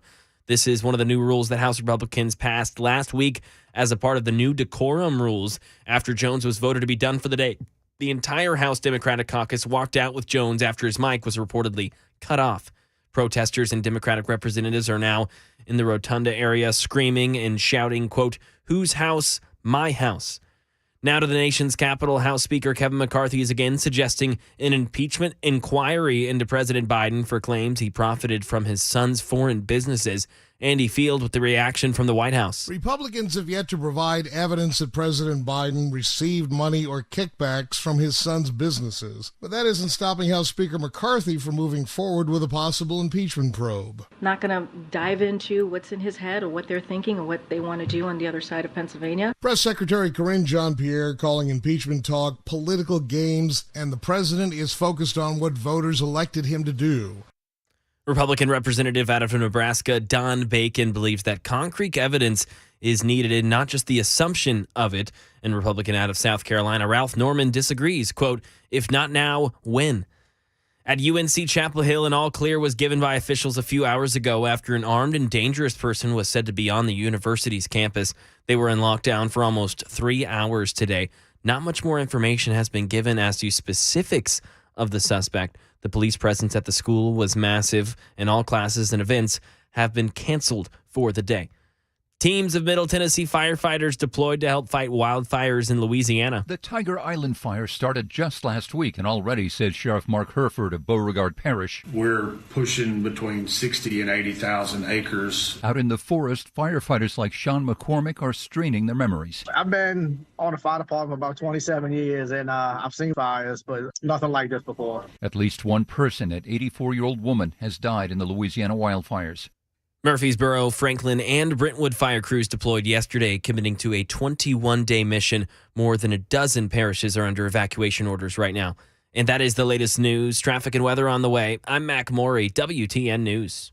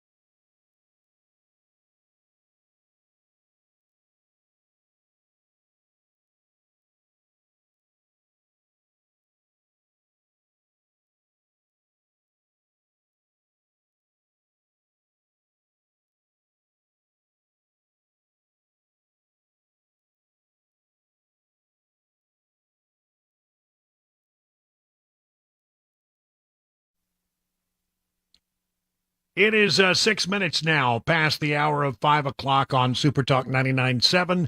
I'm Brian Wilson, your friend and radio buddy, and this is The Drive on this 28th day of August, a Monday. The special session is underway, and apparently all hell is broken loose this afternoon as Speaker of the House Cameron Sexton has ruled Justin Jones. Yes, Justin Jones. You got to make sure you get the right Justin there. Out of order. And it turned into a protest, and crowds were screaming, and chaos, as they say, ensued up on the Capitol. And we have got a call in to the Speaker to see if he wants to come on and help us understand what happened. According to the Tennessean, it says right here, anger exploded from the gallery as the House voted to silence Representative Justin Jones for the day he was ruled out of order twice by the House Speaker. Fellow Democrats walked out of the session after the vote. The crowd screamed at Sexton following the vote, "This is a fascist state." Oh, okay. And you're a racist. Chants grew only louder. Do we still have the live feed up from the... we don't have they've ended that feed. Taken it down. The vote against Jones on Monday threw Democrats' previous objections to the rules in sharp relief. Apparently what... Oh, I'm sorry. I'm checking here. I'm trying to find out if we'll get the Speaker. Okay. At one point, a lawmaker asked for a transcript of what Jones said. Sexton said that wasn't required under the rules. Anyway, it turned into another day of chaos there at the Capitol complex, and we're trying to keep our tabs on what's going on there. But it all has to do with this, Justin Jones and the gang of three who have been so problematic. This thing, of course, here's the thing. This is what happens. I understand maybe it's not easy to be in the minority. But when you're in the minority, that's just the way it is. The difference between being in the majority and the minority is the difference between chicken salad and... that's what it is. That's just the way it is. If you're in the majority, you got the clout. And you know what? Why are Republicans in the majority? Because, they've been people who represent the state legislature have been sent there by people in their hometowns, and they're largely conservatives.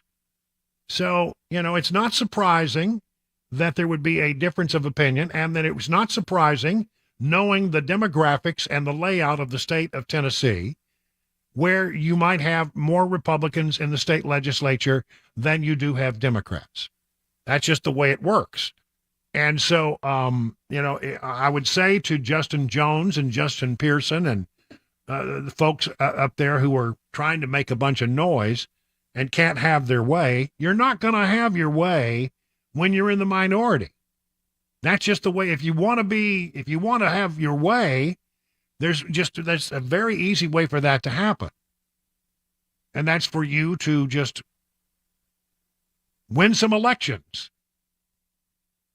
But see, it's frustrating. I get it. It's frustrating for a lot of people in other states. Imagine being in California and you're a conservative. Drive you nuts, all the things that's going on there. It's the way it works. There's no sinister plan here. It's that you live in a state that is dominated by conservatives. Somebody said, I always like to say that Nashville, for example, is an island of blue and a sea of red. And, in major metropolitan areas, they have, more Democrats that represent them because that's just the way it falls. But the vast majority of the state is very conservative, and it overrides that. And, that's the way it is. I'm sorry. I'm really, really, really sad, but it's not. There's nothing wrong with what's happening. It's just a manifestation of the things that happen when there are a hell of a lot more conservatives in a state than there are liberals. This is what's going to happen. Democrats are largely not going to get their way. Oh, well, that's the way it goes. It's the way the cookie crumbles. Sometimes, Republicans in other states, it goes the other way. And it's just, that's the way it is. You want to be able to change that, win some elections. And maybe that's what they're trying to do, is to gain sympathy in all of this and win a few elections. But once again, the chaos is not necessary. The chaos is sound and fury, which signifies not much. Okay? If you wanna have more of a say, then win elections. While we're waiting to hear back, if we're going to hear from the speaker here in the next few minutes, an overwhelming majority of Americans have told pollsters that Joe Biden is far too old to be effective in a second term. You're not going to believe these numbers because, they're shocking, which this really backs up my whole theory that Democrats will not nominate Joe Biden as their standard bearer in this coming election. He will not be the nominee, I don't think. You ready? The Associated Press NORC poll found that 77% of Americans believe Biden is too old to carry out a second term. More than 3/4 of all of those people who were surveyed think Biden is too old. Well, how's that going to play out on Election Day? Honestly, when you get in there and it's time to push that button or to punch that card or fill in the little circle, whatever it is that you do at your voting place, I think a lot of people are going to have a really hard time pulling the tab for Joe Biden because they don't believe that he's capable of this. Here we go. The Associated Press NORC poll found 77% of Americans say Biden is too old to carry out a second term. 89% of Republicans expressed that sentiment, and you'd say, well, that's not too surprising. Listen to this number. 69% of Democrats also say Biden is no longer up to the task, according to the poll. Fewer than half of Americans say President Trump is too old to hold office, despite him being just 3 years younger. See, it's not about the individual's age. I think it has a lot to do with the individual's ability and how they're functioning. Not everybody at Biden's age, is incontinent. That's not the right word. He might be. I don't know. Depends. I see what you did there. Depends on who you ask. But he's definitely lost his mind. This is August 10th through the 14th, using a sample drawn from a probability-based America Speak panel, 3.8% point of sampling error. So even at that, 77%. Think about that. So the bad news for Democrats is this. You have a situation where you have a situation where the Democrats would have to then turn to Kamala Harris if Joe Biden were to fall out. Well, if he were to resign or something happened, then it would fall to Kamala Harris. And Democrats do not want her because she's the least popular person out there in politics today. She will not win. And they know that. The numbers are pretty clear on that if anybody goes up against Kamala Harris, Kamala Harris will lose the way it looks right now. So what does this mean? I think Democrats have got to find another candidate. I think they've got to find one quick. And it seems like that's probably going to happen. Is it going to be Gavin Newsom? Is it going to be Gretchen Whitmer? Going to be somebody else out there that we don't know? Hard to know, but I'll tell you right now, this whole situation is really going south for Democrats. And when you see this poll, if you're a Democrat and you see this poll, you got to go, holy moly, how in the world can I possibly overcome that? more than 3/4 of Americans saying that Biden is too old to carry out a second term. And he is, let's be honest. He doesn't have the wits about him. He doesn't have his mental faculties are not what they need to be to do this. So I just don't see that as being something that is going to happen. We'll see who they pick. In the meantime, it gets more complicated if the No Labels Party puts up a third-party candidate. Now, former Senator Joseph Lieberman, who has, he's a Democrat, but he was sort of operated as an independent up on Capitol Hill. A lot of the time, he was seen as a sort of a centrist Democrat, and I covered him for a lot of years. I like Joe Lieberman quite a bit. He's a lovely guy, but he says that he is in charge of this group called the No Labels, and they're planning their 2024 nominating convention in April. And so what does that mean? Well, it means that, that will happen after Super Tuesday. And he says, we won't get in if we can't win. But the question is, who might be their candidate? A lot of people think it might be Joe Manchin, Democrat from West Virginia, although he's claimed to be more of an independent these days. And he's teased about the possibility of running for months. Yeah, but again, you have Lieberman, who's in charge of the thing, saying, we won't get into this if we can't win it. Well, I think if you have a third-party candidacy, it's hard to know who wins. I mean, let's think about that. 3 parties that qualify, and you need roughly 34% then to win the presidency. There are no runoffs. So if you can pull off 34%, you can win this thing. Are there enough people out there who say, a pox on both your houses, I'm done with the Democrats, I'm done with Republicans, I just want to go a separate way? I mean, that song, Richmond, North of Richmond, seems to suggest, according to the guy who wrote it, that he was really aiming at both parties. Not one, but both. And it seems to be finding favor with people. Is that a sign that an independent candidacy could curry favor with a great number of people? I don't know. Manchin's an interesting character, though. There's no doubt about that. Can you imagine a debate stage with Trump, Biden, and Manchin? Well, first of all, I don't think Biden's going to debate. He'd be crazy to do that because I'm telling you, he's just not up to it. He would just look very weak and unstable. But one way or the other, it's getting incredibly difficult to figure out how the whole thing might play out. There are so many different scenarios. The only thing I'm saying so far, the only prediction that I'm making, and I'm going to hold on to it, I think I'm right, is that Joe Biden will not be the Democrat nominee. And the reason why is right here in this poll. 77% of Americans are really concerned that he's just too old. 20 minutes now past the hour.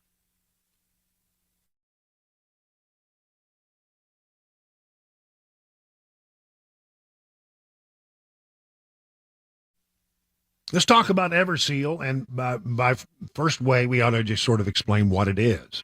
It's a sealant, a patented sealant that absorbs all the way between exterior wood and concrete, and it becomes a permanent part of your wood and concrete and prevents any further deterioration for the next 30 to 50 years. I mean, it's been around forever, mostly used in industrial applications, but the folks over at Everseal figured out how to take a permanent solution for sealing your exterior wood and concrete and bring it to you at a price that home and business owners can actually afford. But 30 to 50 years, think about how much money you'll save with that. That's a lot of money to save. I mean, just think about how much it costs you just to seal your deck. And you do that once a year, once every other year. Okay, so let's talk about 2 years. Let's talk about 5 years. Let's talk about 10 years. Let's talk about 25 years, 30 years. You can quickly see how much money you can save simply by doing it with Everseal one time and forgetting it. And you won't have to think about doing it time after time. You can actually just enjoy the deck or the patio or whatever it is. It's exactly what you want. and it could save you a ton of money in the meantime. If it sounds like something you'd be interested in, reach out to Steve Nelson and the team over at Everseal. It's 844-EVER-USA. 844-EVER-USA. Learn more at ever-seal.com.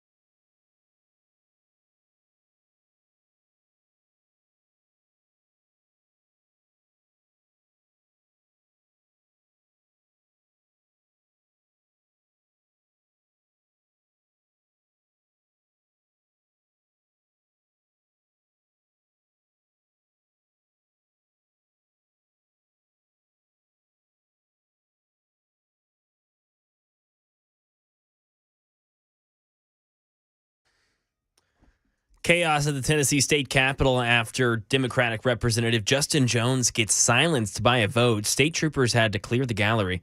Russia officially announcing that Wagner Group leader has died, and former President Trump's court date and latest indictment's been set. I'll have those stories and more at 5:30 here at Super Talk 99.7 WTN. It is 25 minutes now past the hour of 5 o'clock on Super Talk 99.7.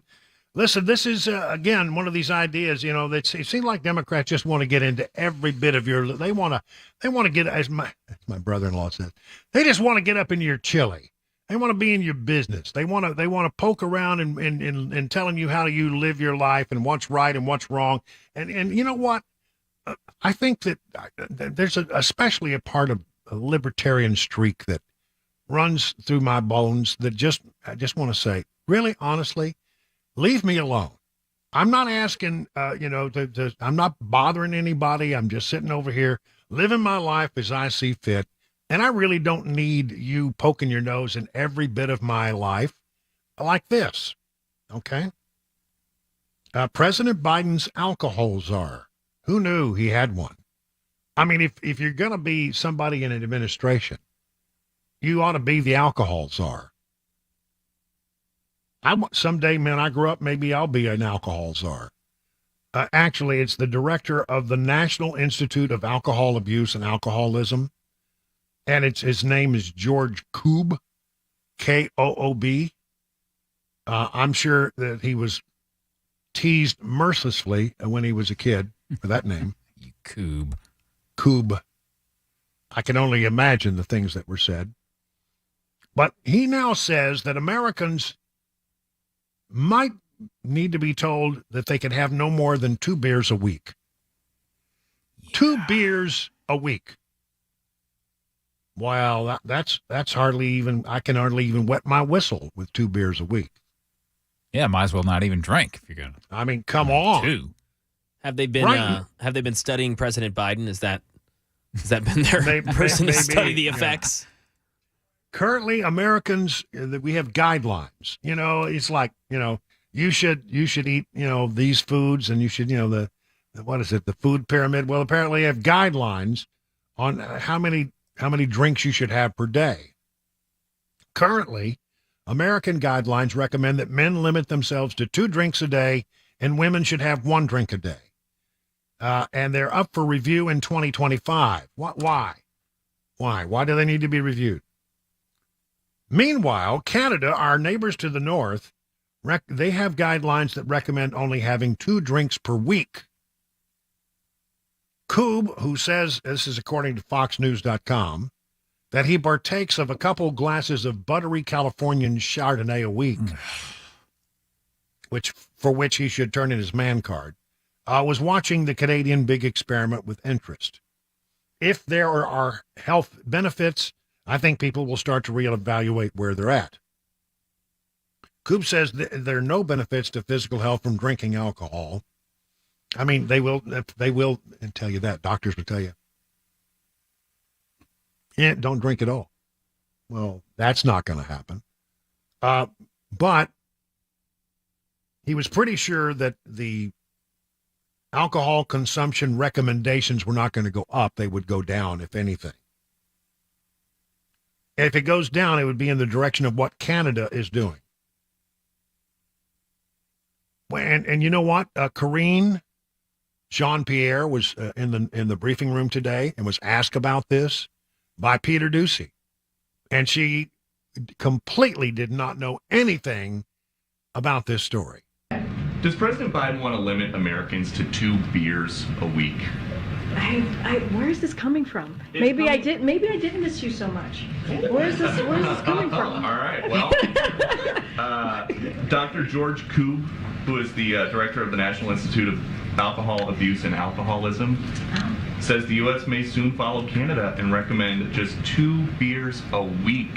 How do you guys think that's going to go? Let me tell you what I'm not going to get involved in that question right there. I have no idea. I've not seen the data. I cannot speak to this. I will leave it to the experts and not weigh in. So if the experts say 2 beers a week, that's okay with President Biden? I will leave it to the experts. I'm just not going to comment on that. Okay. And then she immediately went back to her office and downed a couple of shots. Had a nip, yeah. Had a nip. I mean, that Peter Doocy. Well, give me something. I gotta drink that guy off my mind.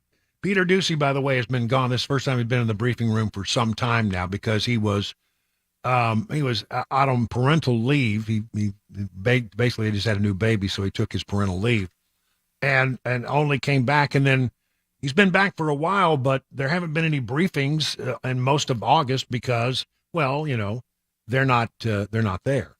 And so it's the first time he really had a chance to lay any questions on the line. And he didn't get it. He got a lot of great questions. Obviously been sitting around thinking about the questions he would ask, but he didn't get any answers. 5:30 now on Super Talk 99.7.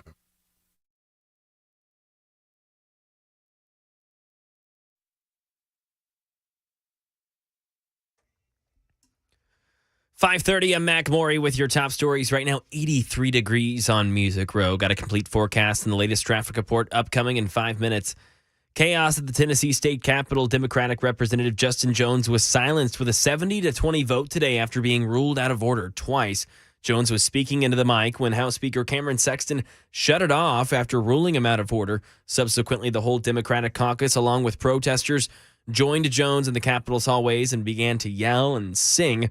Tennessee Highway Patrol troopers had to disperse everyone out of the Capitol, and the building's now quiet again. A Nashville judge has ruled protesters can take signs into House committee hearings for the rest of the special session. The ACLU sued after state troopers forcibly removed a Nashville mother who refused to drop her sign. Some news with Russia, who are officially confirming that the head of the paramilitary organization, the Wagner Group, was killed in a plane crash last week. Britt Clinette has the latest from Ukraine. Russia says it has proof that Yevgeny Prigozhin is dead 2 months after the Wagner boss led that failed mutiny against Moscow. Russian investigators say that after forensic testing, it can confirm Prigozhin was among 10 people on board the ill-fated flight last week. But Russia hasn't said what may have caused the private jet to suddenly fall out of the sky not long after takeoff northwest of Moscow. The Kremlin is denying it has anything to do with this crash, calling such claims an absolute lie. And over in Washington, D.C., the judge in the federal election subversion case against former President Trump has set a March 4th trial date, and that is one day before Super Tuesday primaries in the 2024 election. That's the latest news. Traffic and weather on the way. I'm Mac Morey, WTN News.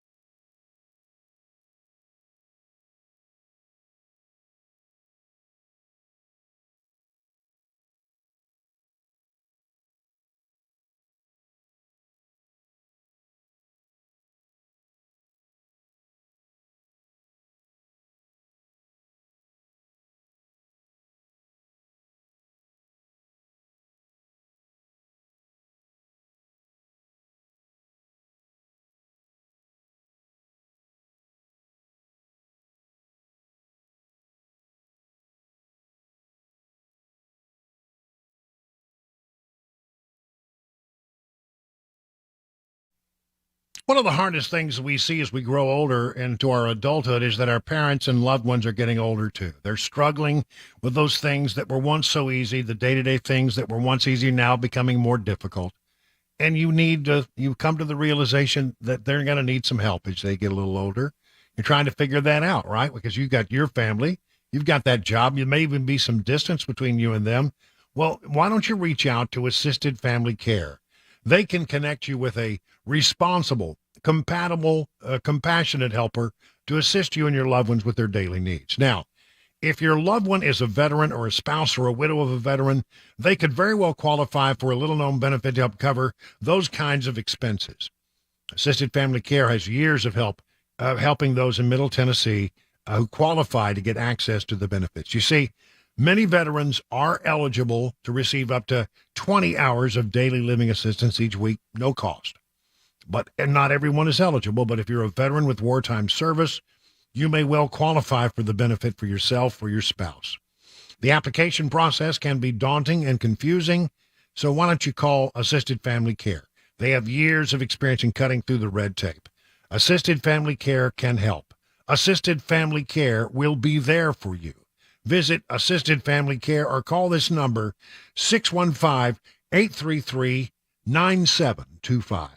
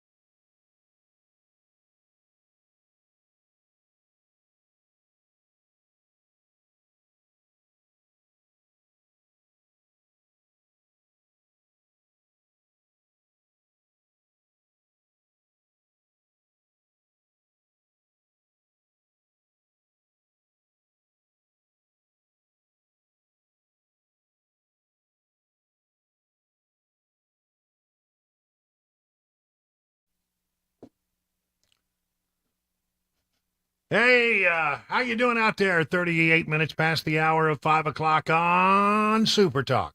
I'm Brian Wilson, your friend and radio buddy, and you're listening to The Drive for this 28th day of August. And we're almost through the August, almost into September. You got any plans for Labor Day? You got any plans? Yeah, I've got a new family member to go see. I just Really? had, my brother and his wife just had a baby girl a couple weeks How ago. cool. So I'm going to go see my niece. Yeah, that'll be I don't fun. know what I think I don't know. There's some talk about maybe I need to go to the beach, which is why I've been watching very carefully the hurricane. Yeah. But I don't know. We've been talking about that. Hurricane warning is in effect for a good portion of the state of Florida for Hurricane Idalia, which by the time it hits land on the western coast of, there's little doubt where this thing's going. You know how you know that? You have your computer models, and these are sophisticated computer models that look at all of the different factors and then make a guess as to where it's going to go. Now, sometimes there's about 10 of them, and sometimes those models are not in agreement. And they're all over the place. They look like spaghetti. And then sometimes they're very much tightly packed together. And that generally gives you a sense that, well, when they're in alignment like that, there's a pretty good chance that's where that hurricane's going to go. You never know for sure. But it looks like it's headed out to the western half of the peninsula. Category 3. So, most people around here, if you're going to the beach, I think I'm right in saying, I know that when I owned a house down there, I got the sense that most of the people who live in this area who go to the beach go to 30A, or they go to Panama City, or they go to maybe Destin, or maybe Pensacola. I don't know. Whatever, the place is that you go. All of that looks like it's going to be okay for the Labor Day weekend. But it's a Category 3, and will then cut a swath across the peninsula of Florida and then pop out over on the Atlantic side, where it will cause a lot more mayhem. So we're watching that very closely. The governor was giving a briefing today to people in Florida, and Ron DeSantis made a very good point. We're worried about the storm surge. It's the water that gets you. This is me speaking. Generally, it's not. It's the water that will get you, not the wind. The wind is nothing to laugh at. It can take out power lines. It can do all kinds of things. It can damage homes, etc. But it's generally, it's the water that kills people, because the surges. There's one place where the surge is going to be 7 feet above its normal. So, think about that. That's well over your head. And you don't want to be caught in a place where the surge is 7 feet. So, but he made the point, and it's a good point, and we often think, well, there's going to be a mandatory evacuation. Let's get the kids packed up and let's drive 150 miles inland. But you know what he said? It's really interesting. He said, you don't really need to go hundreds of miles. You just need to go 10 or 15 miles. Just get north, get away from get away from the coastline, and just get to a place where you can hunker down in a school gymnasium or at a friend's house, and you can ride it out, even a Category 3. That makes a lot of sense, and we don't hear that very often. I mean, there was a time where there was a hurricane that came toward Texas, and it was going to hit Houston, and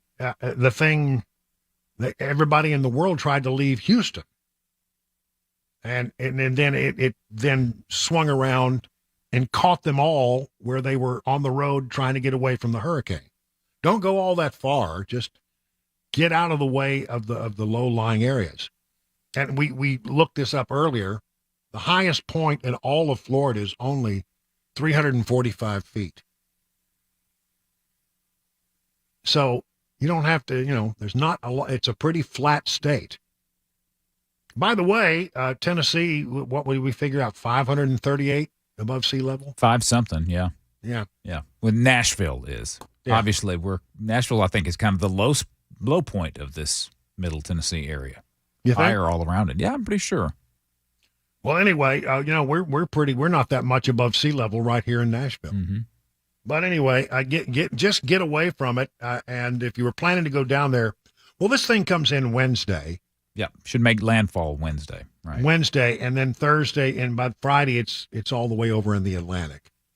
So if you have plans to go down and spend some time at the beach, the last big beach weekend of the year, then I think you're probably going to be okay.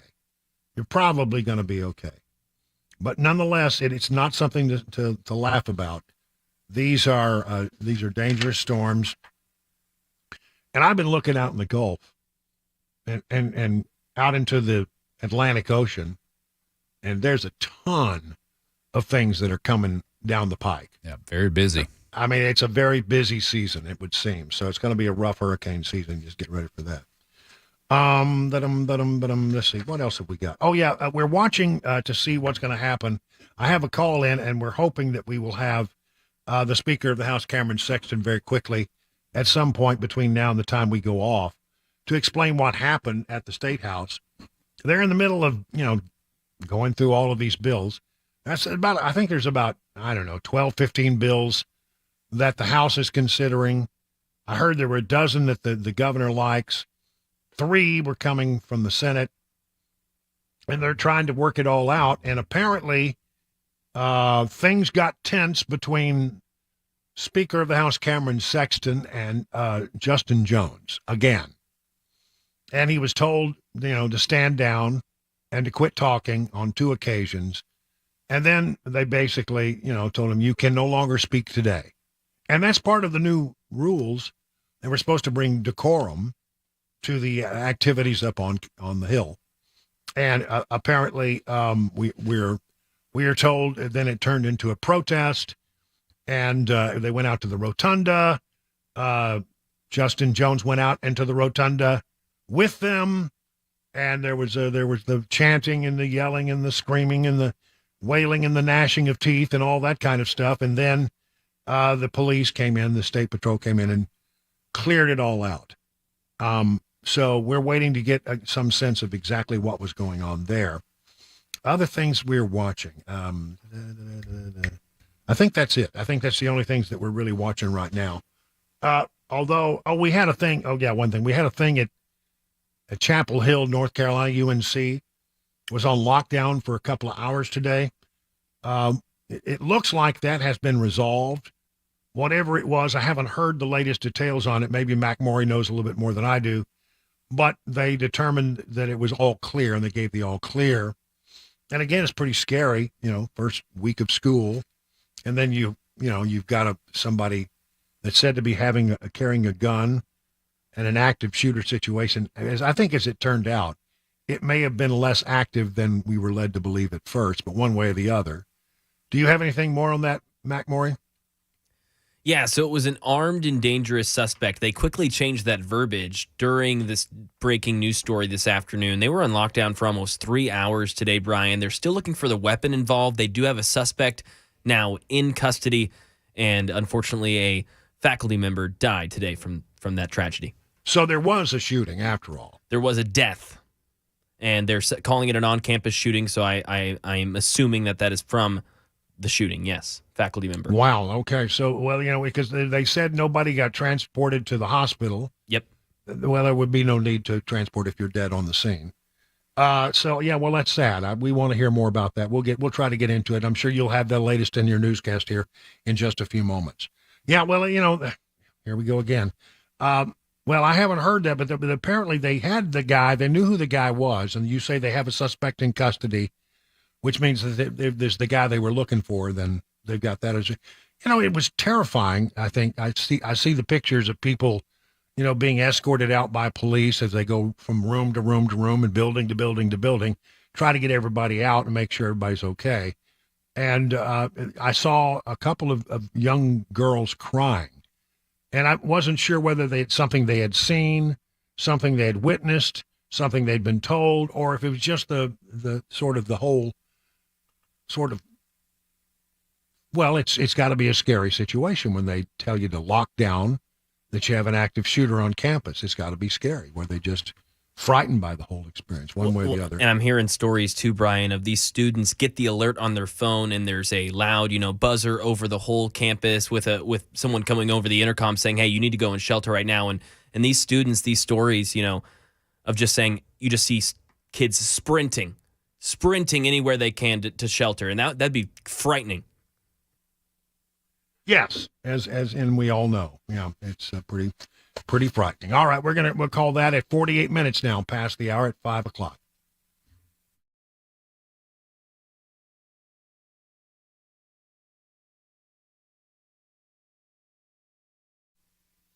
Let me tell you about Rhino Shield of Nashville. Listen, the folks at Rhino Shield have a suggestion for you. Don't paint your house. I mean, you could paint your house. That's all great and fine, and it'll look good for a little while. But then, paint's going to do what paint does. It's going to crack and it's going to peel. If you give it a coat of paint, it won't be very long before you need to paint again. But if you called the folks at Rhino Shield of Nashville, you wouldn't have to think about painting your house for another 25 years, a quarter century. See, Rhino Shield is not paint. It's 10 times thicker than paint. It's infused with a special 3M ingredients, billions of microspheres that allow the coating to expand and contract, and that's why they offer a 25-year warranty against cracking, chipping, and peeling. The Clay Morris and the folks of Rhino Shield of Nashville have a great reputation, and they care deeply about doing quality work. Amanda said her home turned out beautifully, and he said everybody was on time, the crew very professional. Joan P. said the work was outstanding, the quality was top of the line. My friends, the Garretts, so pleased with what they did with their more than 100-year-old country farm home that they're going to have them do a couple more projects before things are all done. 615-474-1729. Learn more at rhinoshieldnashville.com. Hey everybody, I'm Paul Winkler. The financial world can be full of landmines for investors. On the one hand, investment firms and the financial community will often overcomplicate the financial planning process to confuse investors. As one guy who used to work a big investment firm once told me, if an investor thinks that they're over their head, they'll blindly trust you. And it's easier to sell to them. I'm glad I'm away from that. On the other hand, many people oversimplify investing to the detriment of investors. Just having a little knowledge can be really dangerous. The idea there is the same. It's just a different way of selling things. At Paul Winkler Inc., we like working alongside our clients with an education guidance approach. I believe that there's confidence that comes with knowing what you're doing and why. We abide by the very highest level of fiduciary care, and we use the most sophisticated financial planning tools out there. And every one of our offices is run by a degreed planner with over 20 years experience. No kids fresh out of college. If that sounds like a winning formula, set up a free 15-minute phone call to learn more. Go to paulwinkler.com or call 615-851-1950. You can do this.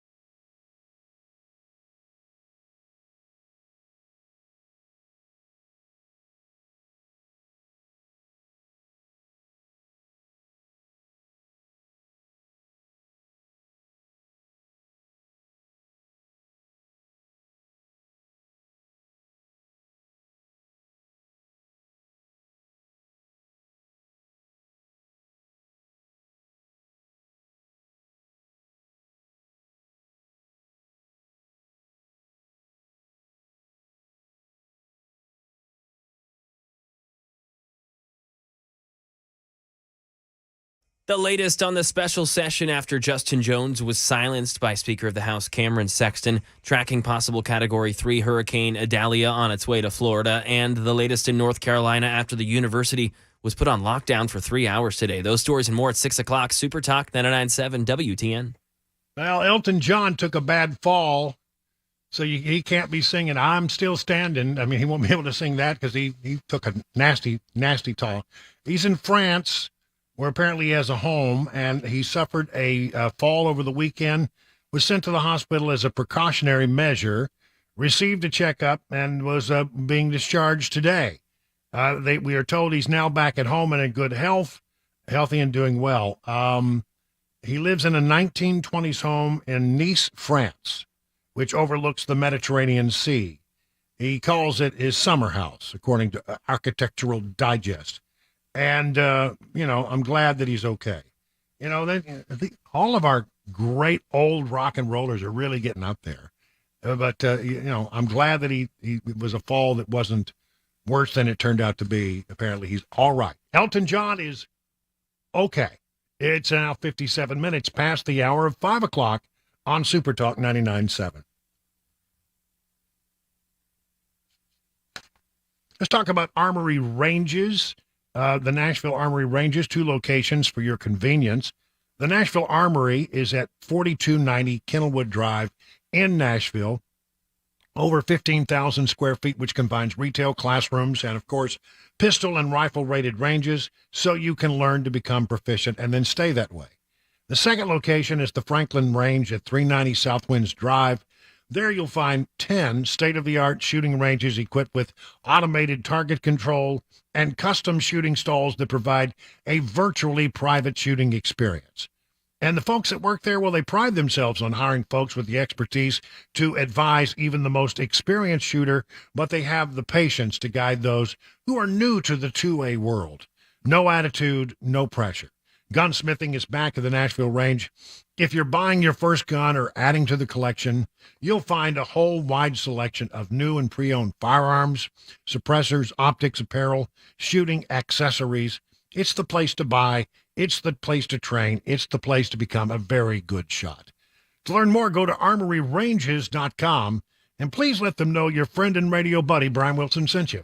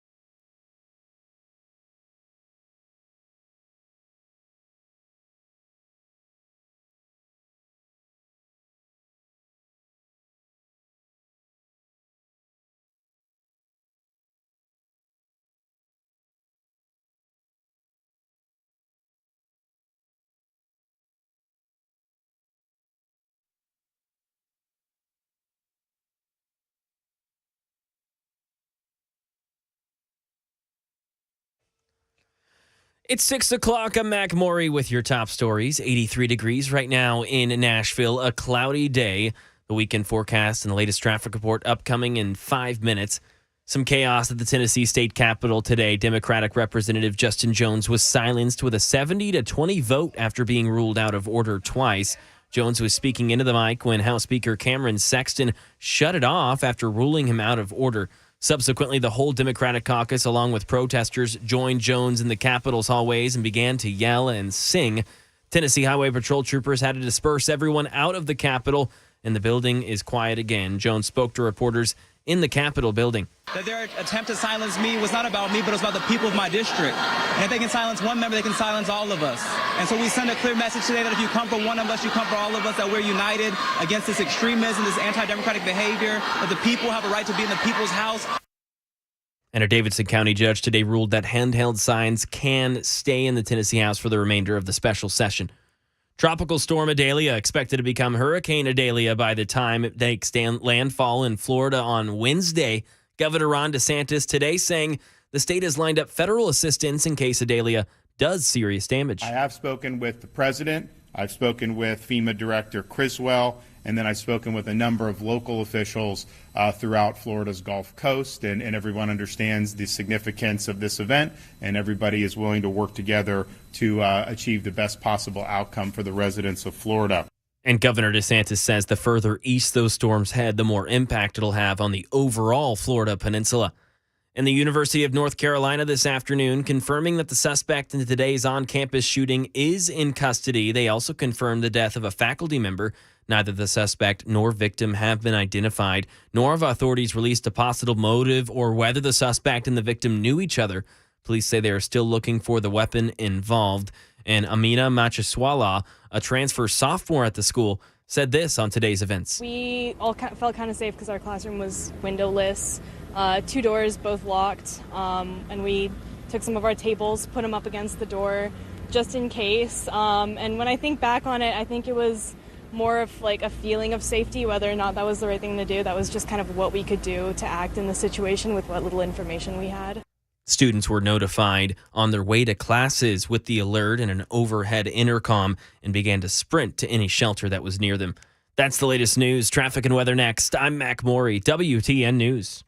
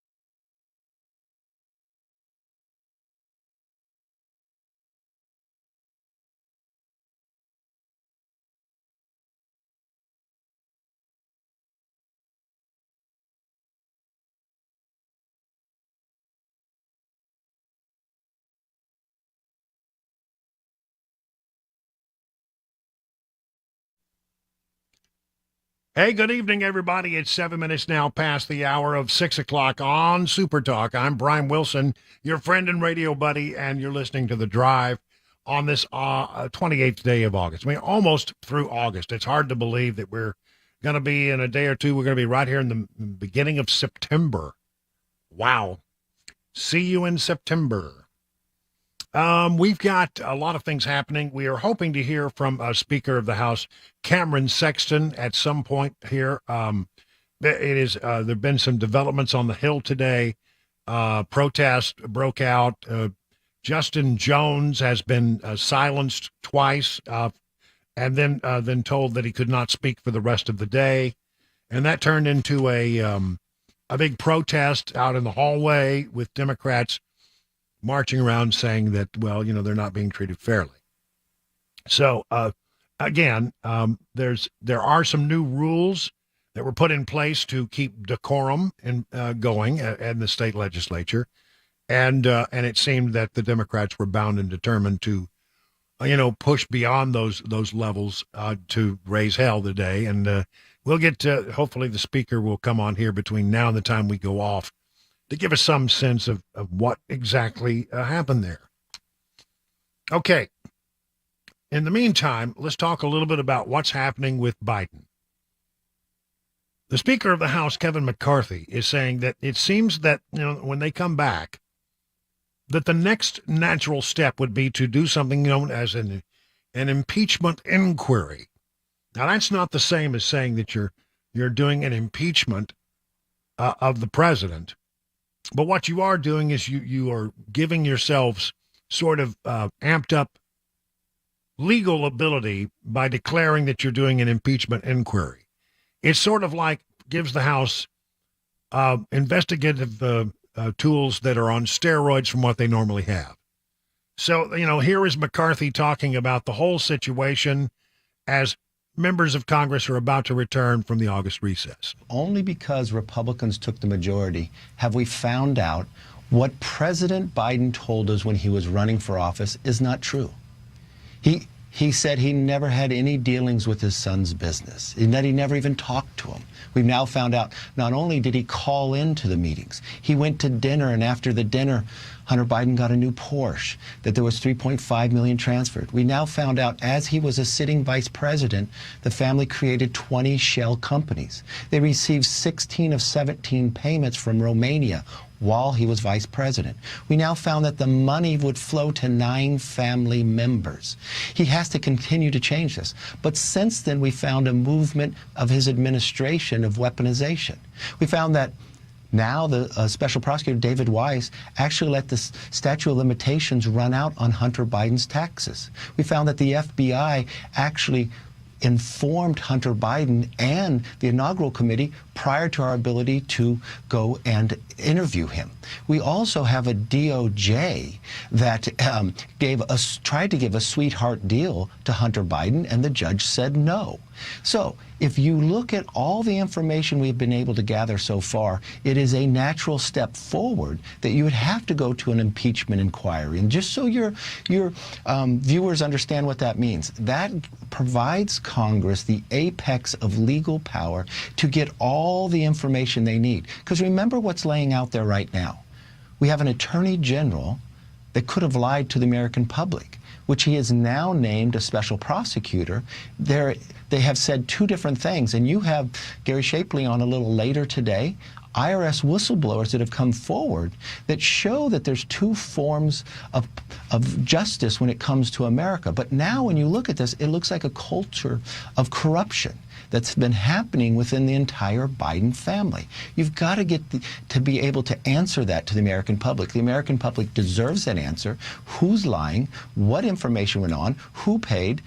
And what foreign governments, when you found now that we know that an FBI actually had an informant, which got to a form of a 1023, claiming that they had bribed then Vice President and saying that we would never find the money because they went through shell companies and withheld that from the IRS individuals investigating Hunter Biden. So it looks like there's going to be an impeachment inquiry, and that will give them some supercharged abilities to go after documents, etc.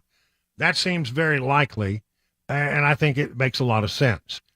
Meanwhile, the prosecutor, remember the story about Biden getting the prosecutor fired? You remember that because he actually bragged about it. He said, we had $1 billion in loan guarantees, $1 billion in loan guarantees, and all we wanted to do was, get that money. But then the vice president said, no, I'm not going to give you the money until you fire this prosecutor. And he said, I'm going to leave if you don't do it, and you're not going to get the $1 billion. And he said, well, son of a gun. Oh, son of a bitch. Got fired. You got fired. He bragged about it.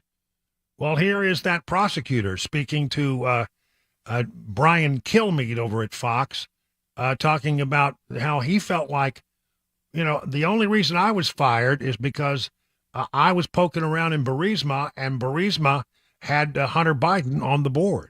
I have said repeatedly in my previous interviews that Poroshenko fired me at the insistence of the then Vice President Biden because I was investigating Burisma.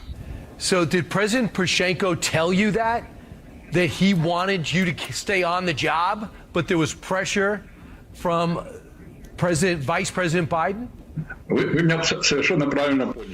You understood me correctly. This is how it was. There were no complaints whatsoever, no problems with how I was performing at my job. But because pressure was repeatedly put on President Poroshenko, that is what ended up in him firing me. What are your thoughts when you saw the tape of Vice President Biden speaking to the Council on Foreign Relations, saying you had 6 hours to fire you or you're not going to get the $1 billion? Not only the position of President Poroshenko, the office of President Poroshenko was humiliated, but the entire country of the Ukraine was humiliated. And I developed a very firm understanding of the fact that the Vice President was only acting in his own interests. He, generally speaking, handled Ukraine like it was his own backyard. He would put people that were suitable for him, he would arrange for them to be put in certain positions. Why were you looking into Burisma? The reason I oversaw the Burisma case was because I was the prosecutor general. Burisma was an ordinary case. There wasn't anything particularly different about it. The reason that I was handling it was because it deserved a special mention. It was on a list of cases to merit special attention, because Hunter Biden was involved with Burisma, and of course his father, the Vice President Biden at the time, oversaw Ukraine affairs for the White House. This is why. Understood. Do you believe they were up to no good? Were they up to doing something corrupt with Burisma? Was the company of Burisma corrupt, as been alleged, in which since has been disbanded? I have no doubt that there were illegal activities engaged in by Burisma. As a matter of fact, the criminal case had been started before me. It continued to expand, and Zlochevsky, who at the time held the post of minister and was the founder and CEO of Burisma, started bringing in people who could provide protection for him. Hunter Biden was among them. And the corruption network expanded as a result. I mean, to tell you, it's every day. There's just, there's another drip, and drip to the story, and it just gets stronger and stronger. I mean, honestly, who at this point believes that Hunter Biden and Joe Biden did not know about what was going on? I mean, they were working this thing, and you had Joe Biden was the payoff, and was the product, and Hunter Biden was the salesperson. That's really what we have here, quid pro quo, no doubt about it. National Archives has acknowledged that 5,400 Biden pseudonym emails are out there, but there's a lawsuit pending right now about their release, and it's not clear what might happen. I did hear the speaker say he thought there was a pretty good chance he would get these documents, but he hasn't gotten them yet. Why does a president need so many email accounts that have pseudonyms? Why would he need that? What's he trying to hide from? Why is he trying to cover up? And it sounds like, they went to extraordinary means to get these pseudonym mail accounts set up. He was known as Robin Ware, Robert L. Peters, and J.R.B. Ware. So that's probably, Robin is a takeoff on Robinette, I'm sure. That's his middle name. I don't know what Robert L. Peters is all about, but J.R.B. Ware would be Joe Robinette Biden Ware. That would be, and he was like using Delaware. Yeah. Oh, maybe that's right. Maybe that's right. I don't know.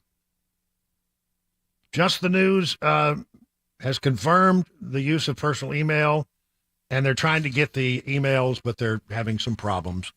We'll see whether the House of Representatives can get them, and if they can't get them by asking for them, maybe they'll get them after they begin the impeachment inquiry. All right? All right, so there is that. Biden hides free vacations from financial disclosure. Travel magazine Travel Noir ran a recent headline declaring Biden has been on vacation for 40% of his presidency, and he stayed at the homes of donors. His Virgin Island trip was to a home owned by billionaire Democrat donors Bill and Connie Neville. He stayed twice in Martha's Vineyard compound owned by billionaire David Rubenstein. And apparently, it's one thing if you are truly friends, truly have a friendship relationship, but you know what? When you do that, the people with whom you are friends are supposed to be staying there with you. You're there as their guests. You don't just hand them the keys and say, we're going to get out of here for a while. Although, if you knew the Bidens were coming, wouldn't you want to get out of there for a while? I think we can all agree on that. The homeowner has to be a personal friend of the president and first lady and be present during the stay. Otherwise, it can be a real problem and looked at as an improper gift to the president. 20 minutes now past the hour of 6 o'clock.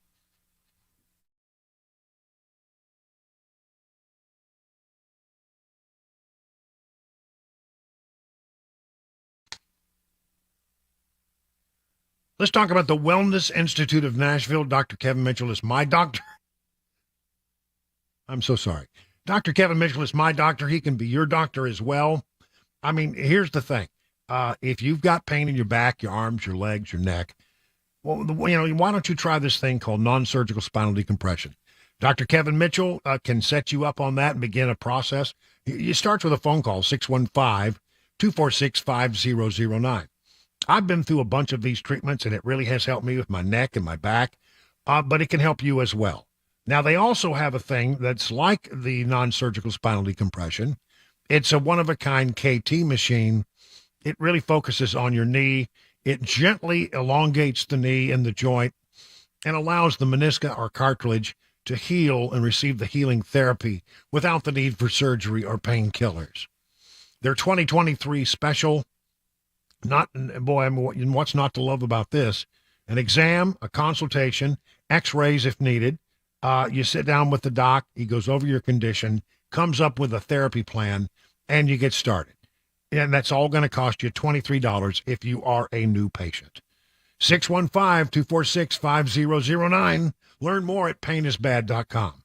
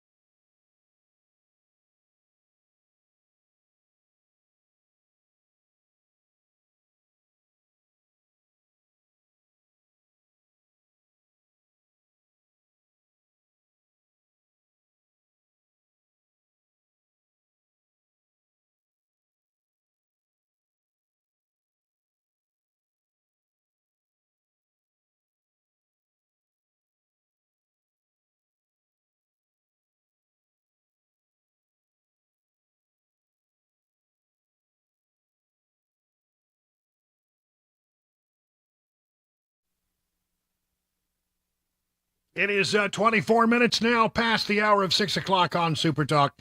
Brian Wilson here, and we are glad that you are with us for this edition of The Drive on this 28th day of August. Let me see what we got here. President Trump has had a trial date set for the case that's being brought by Manhattan DA Alvin Bragg. And this is, if there was ever any doubt that this is a political mess, the date of the trial beginning is the day before Super Tuesday. Now, you know, the way it works when you're out there trying to gain the nomination is, you know, you get Iowa, then you get New Hampshire, then you get, I think, Nevada briefly, and then South Carolina. And then next up is, you know, the big Super Tuesday, which includes California, Texas, and, you know, some other states as well, including the state of Tennessee. So this is one day before we would cast our vote for a Republican nominee. And, you know, look, this is definitely designed to sort of, you know, get them knocked off their beam, to be off the balance. But I don't know how that's going to work. And Alina Habba, who speaks on behalf of the legal team for Donald Trump, says, you don't need to worry about Donald Trump. He's got this. If it was a normal person, I could understand the concern. President Trump is not your average person. He's incredibly intelligent, and he knows the ropes. He also knows the facts because he lived them. These are not complicated facts. Look at Fannie. It was a phone call that's been around forever, that he refers to as the perfect phone call. What is he going to have to be prepped for? The truth? You don't have to prep much when you've done nothing wrong. So that I'm not concerned with. These trial dates also are going to move. It's unrealistic, it's theatrics, and no judge is going to say that you can be on two trials at once in two different states, because a lot of these overlap. They look at the start date of the trial, but these are 4 to 6 week trials at the least. So there's no way they're not going to overlap. I mean, they're going to have to go into October, November of next year, again, by design. But in terms of President Trump, the candidate, I have zero concerns. Well, there you go. And, you know, and I don't think you need to worry about Donald Trump. He will get through this. Donald Trump is going to be the Republican nominee. I mean, and here's the thing. You can keep indicting him, and you can keep playing these games, and you can keep weaponizing the DOJ and investigators on the federal level. And you can, this silly lawsuit out of Georgia, which I don't think is going to stand up to any kind of constitutional scrutiny whatsoever. You can just do that all you want. And here's the thing. It just makes Donald Trump stronger. I'm going to give you the Real Clear Politics numbers very quickly, just so you can know where we are. I mean, it hasn't hurt him one whit. Every time he gets indicted, it's like his numbers go up. So right now, if you look at the average of all polls, Trump comes in on a national level. This is, of course, national polls are not the way we pick our nominees, but nonetheless, it gives you some sense of where his popularity is. Trump, 53. DeSantis is 40 points behind him at 13. Ramaswamy is at 7.5, Haley at 5, Pence 4.7, Christie 2.8, Tim Scott at 2.7, Burgum at 0.6. I mean, Burgum, Hutchison, Hurd, they need to go away. Christie, and unless they can, Christie and Scott need to go away because they're not making anything.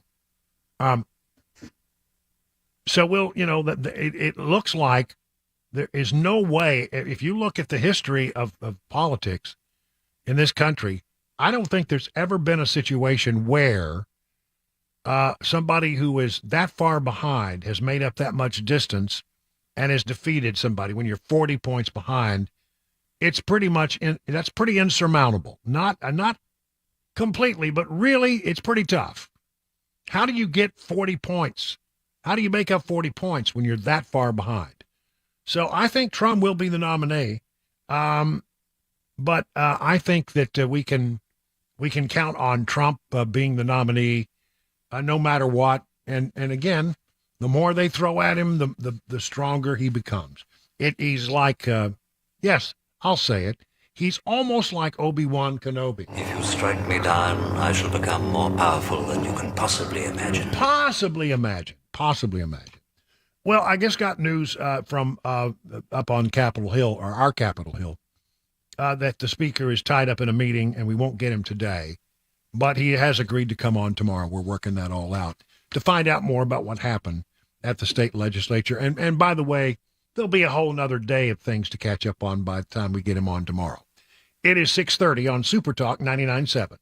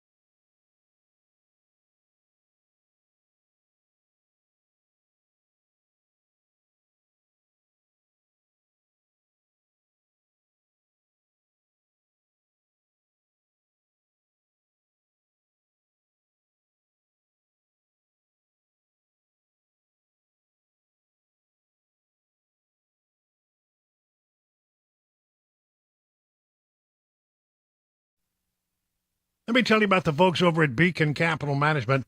A question: how are you faring in this rough and tumble market? The experts at Beacon Capital Management understand it can be a little scary, but here's the thing. Beacon Capital Management has a plan to assess where you are and help you make any mid-course corrections that might be needed. Wouldn't it be great to have a peace of mind that you're on the right path? Beacon can provide that reassurance. It starts with a simple phone call. The experts at Beacon will take it from there. I mean, what do you have to lose except for all your worry? Get started today by calling this number, 615-488-9303.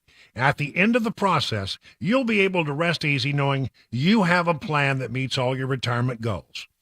Replace the worry with confidence that you're on the right path, that all the T's have been crossed and all the I's have been dotted. The number again, 615-488-9303. The experts at Beacon stand ready to take your stress away. Learn more at askbeaconnow.com.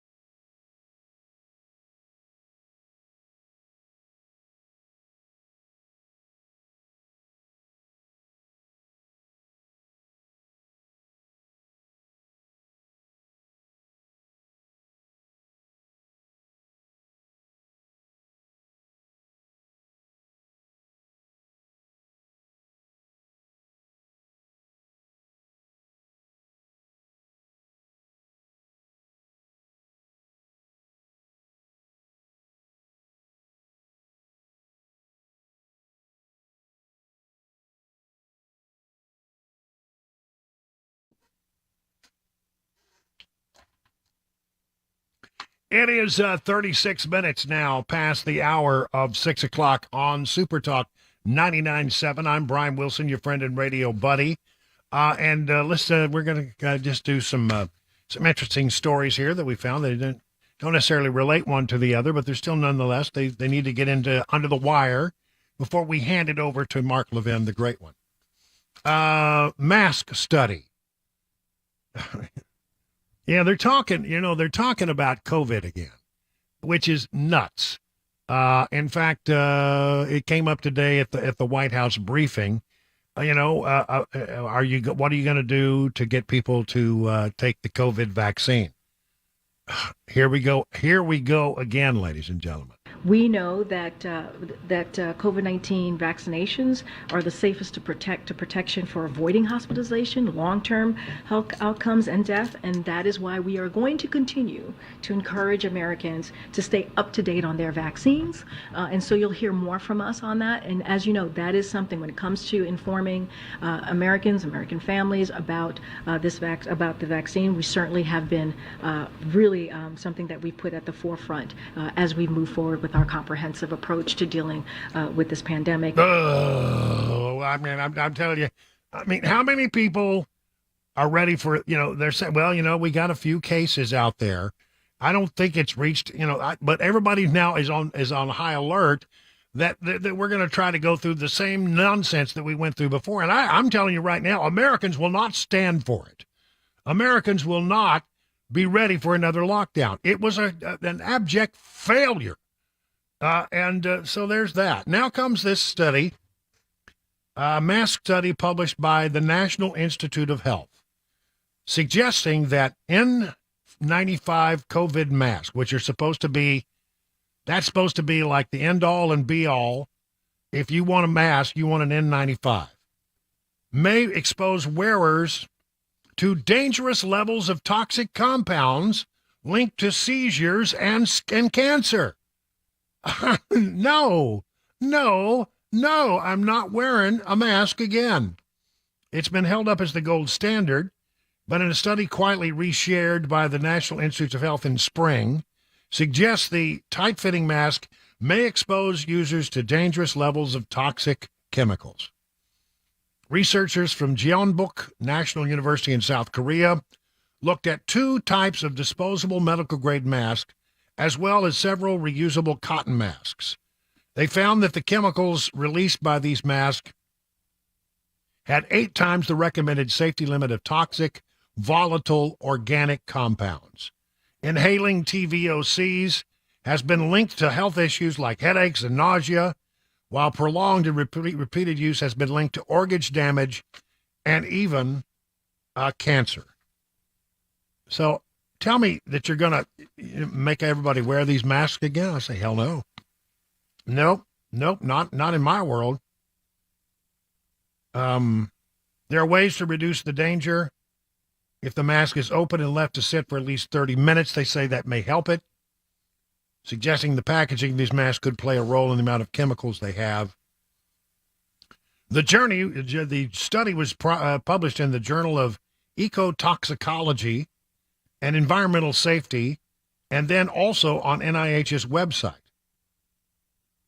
Now, an inclusion in an NLM database does not imply endorsement of that agreement, but how can you make people wear the dadgum mask if the TVOCs are through the roof so much so that they could cause you cancer or other health issues? No. Not going to happen. Not going to happen. Wouldn't be prudent. Won't do that, that's for sure. Okay. And it goes on and on and on. There's page after page in this thing. All right, Hunter Biden has buckled up in a ritzy L.A. neighborhood. He's been staying at the White House, but apparently now he's in California over the weekend as he continues to face questions from federal investigators about potential violations of the Foreign Agents Registration Act, or FARA. Hunter and his wife, Melissa Cohen, excuse me, were photographed outside sushi restaurant's Matsuhisa on Saturday following the family vacation with President Biden. Hunter was spotted Wednesday walking out the back door of a yoga shop during the 9-day stay at the lake at the $18 million home by environmental activist and former Democrat presidential candidate Tom Steyer. Well, anyway,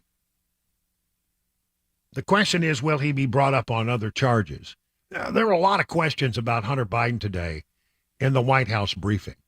And Karine Jean-Pierre just really honestly did not know what to do with those questions. She was all over the map, but she didn't answer much. You ready? I mean, Peter Doocy gave it her best.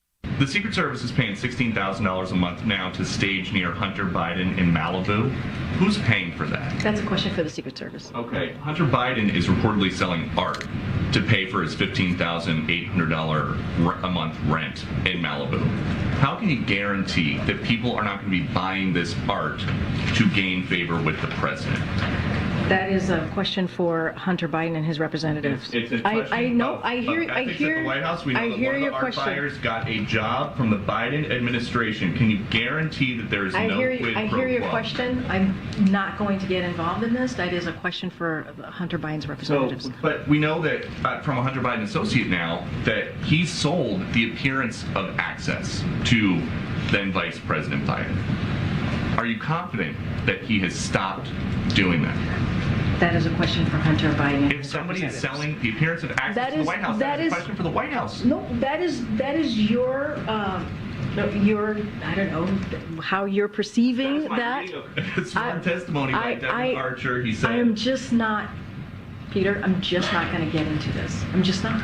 So, this testimony, since the last time that I was in here, Devin Archer talks about how he and Hunter Biden tried to profit off the Biden brand. What is the Biden brand? I'm not going to get into it from here.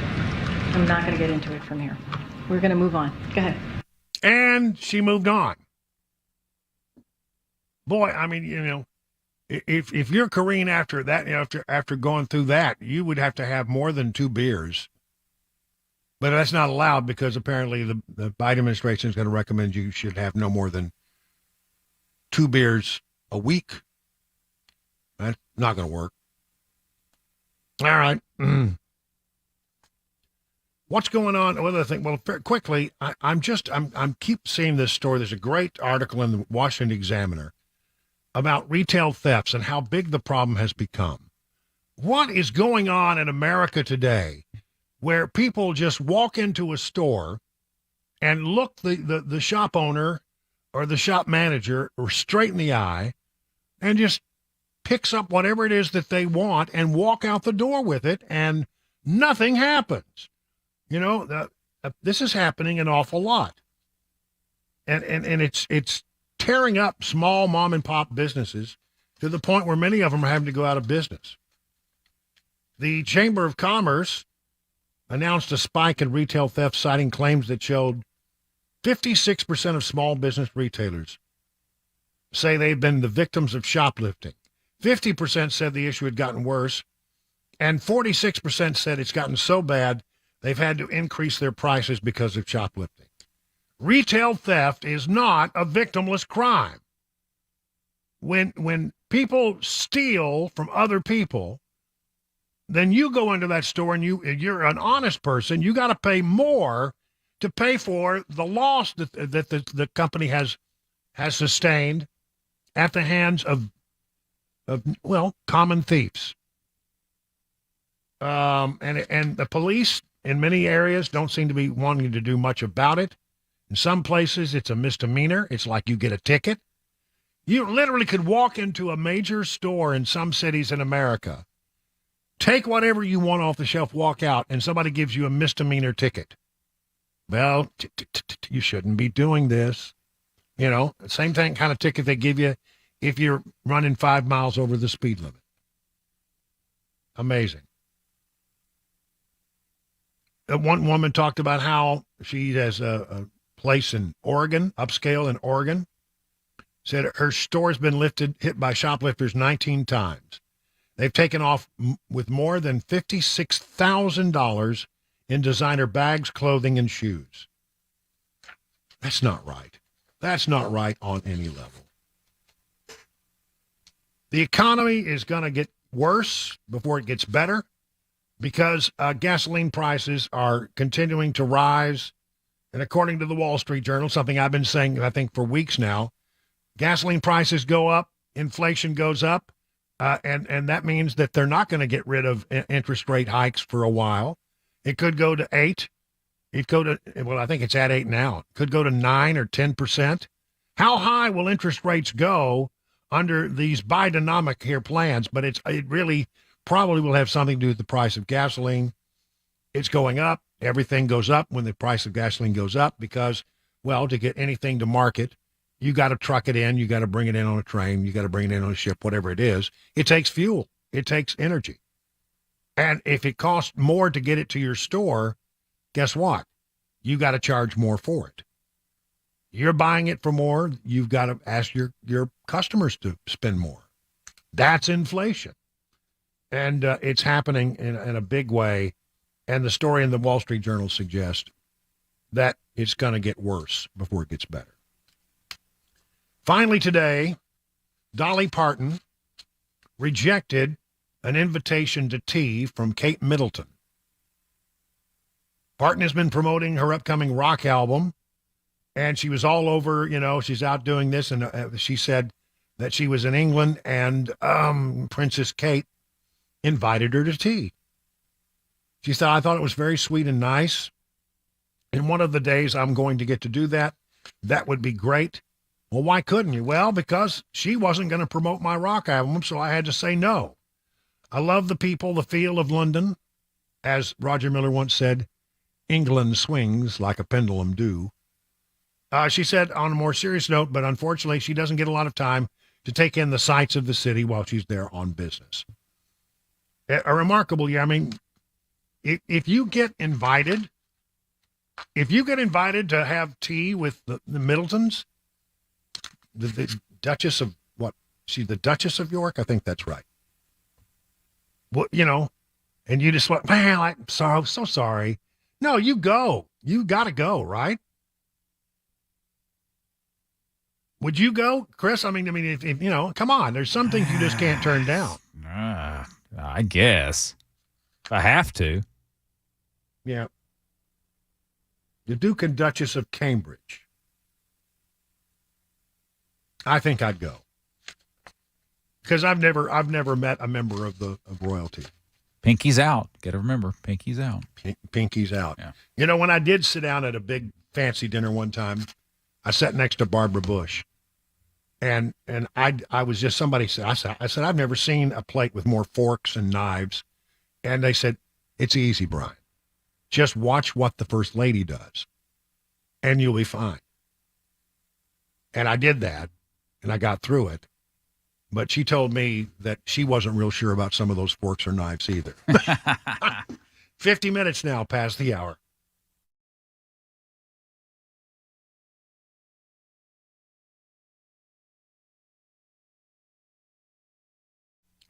Grace Point Healthcare delivers medicine affordably with menu-style transparent pricing, so you know how much it will cost before the care is delivered. Smart Care plans start at $69 a month. You get unlimited office visits and free basic labs for the entire year. And because they treat the whole family, even newborns, they can offer family plans as well. Now, you marry that with a high-deductible insurance plan, could save you a lot of money with you and your family. At Grace Point, they take their time with each patient. They will see you the same next day. There are no long wait times or crowded wait rooms. They treat naturally whenever possible. It is a military vet-owned practice. Just some of the reasons why it's been voted to be the best primary care provider by Toast of Music City year after year after year. Grace Point Healthcare on Main Street in Franklin. Here's the number, 599-6868, to schedule a visit.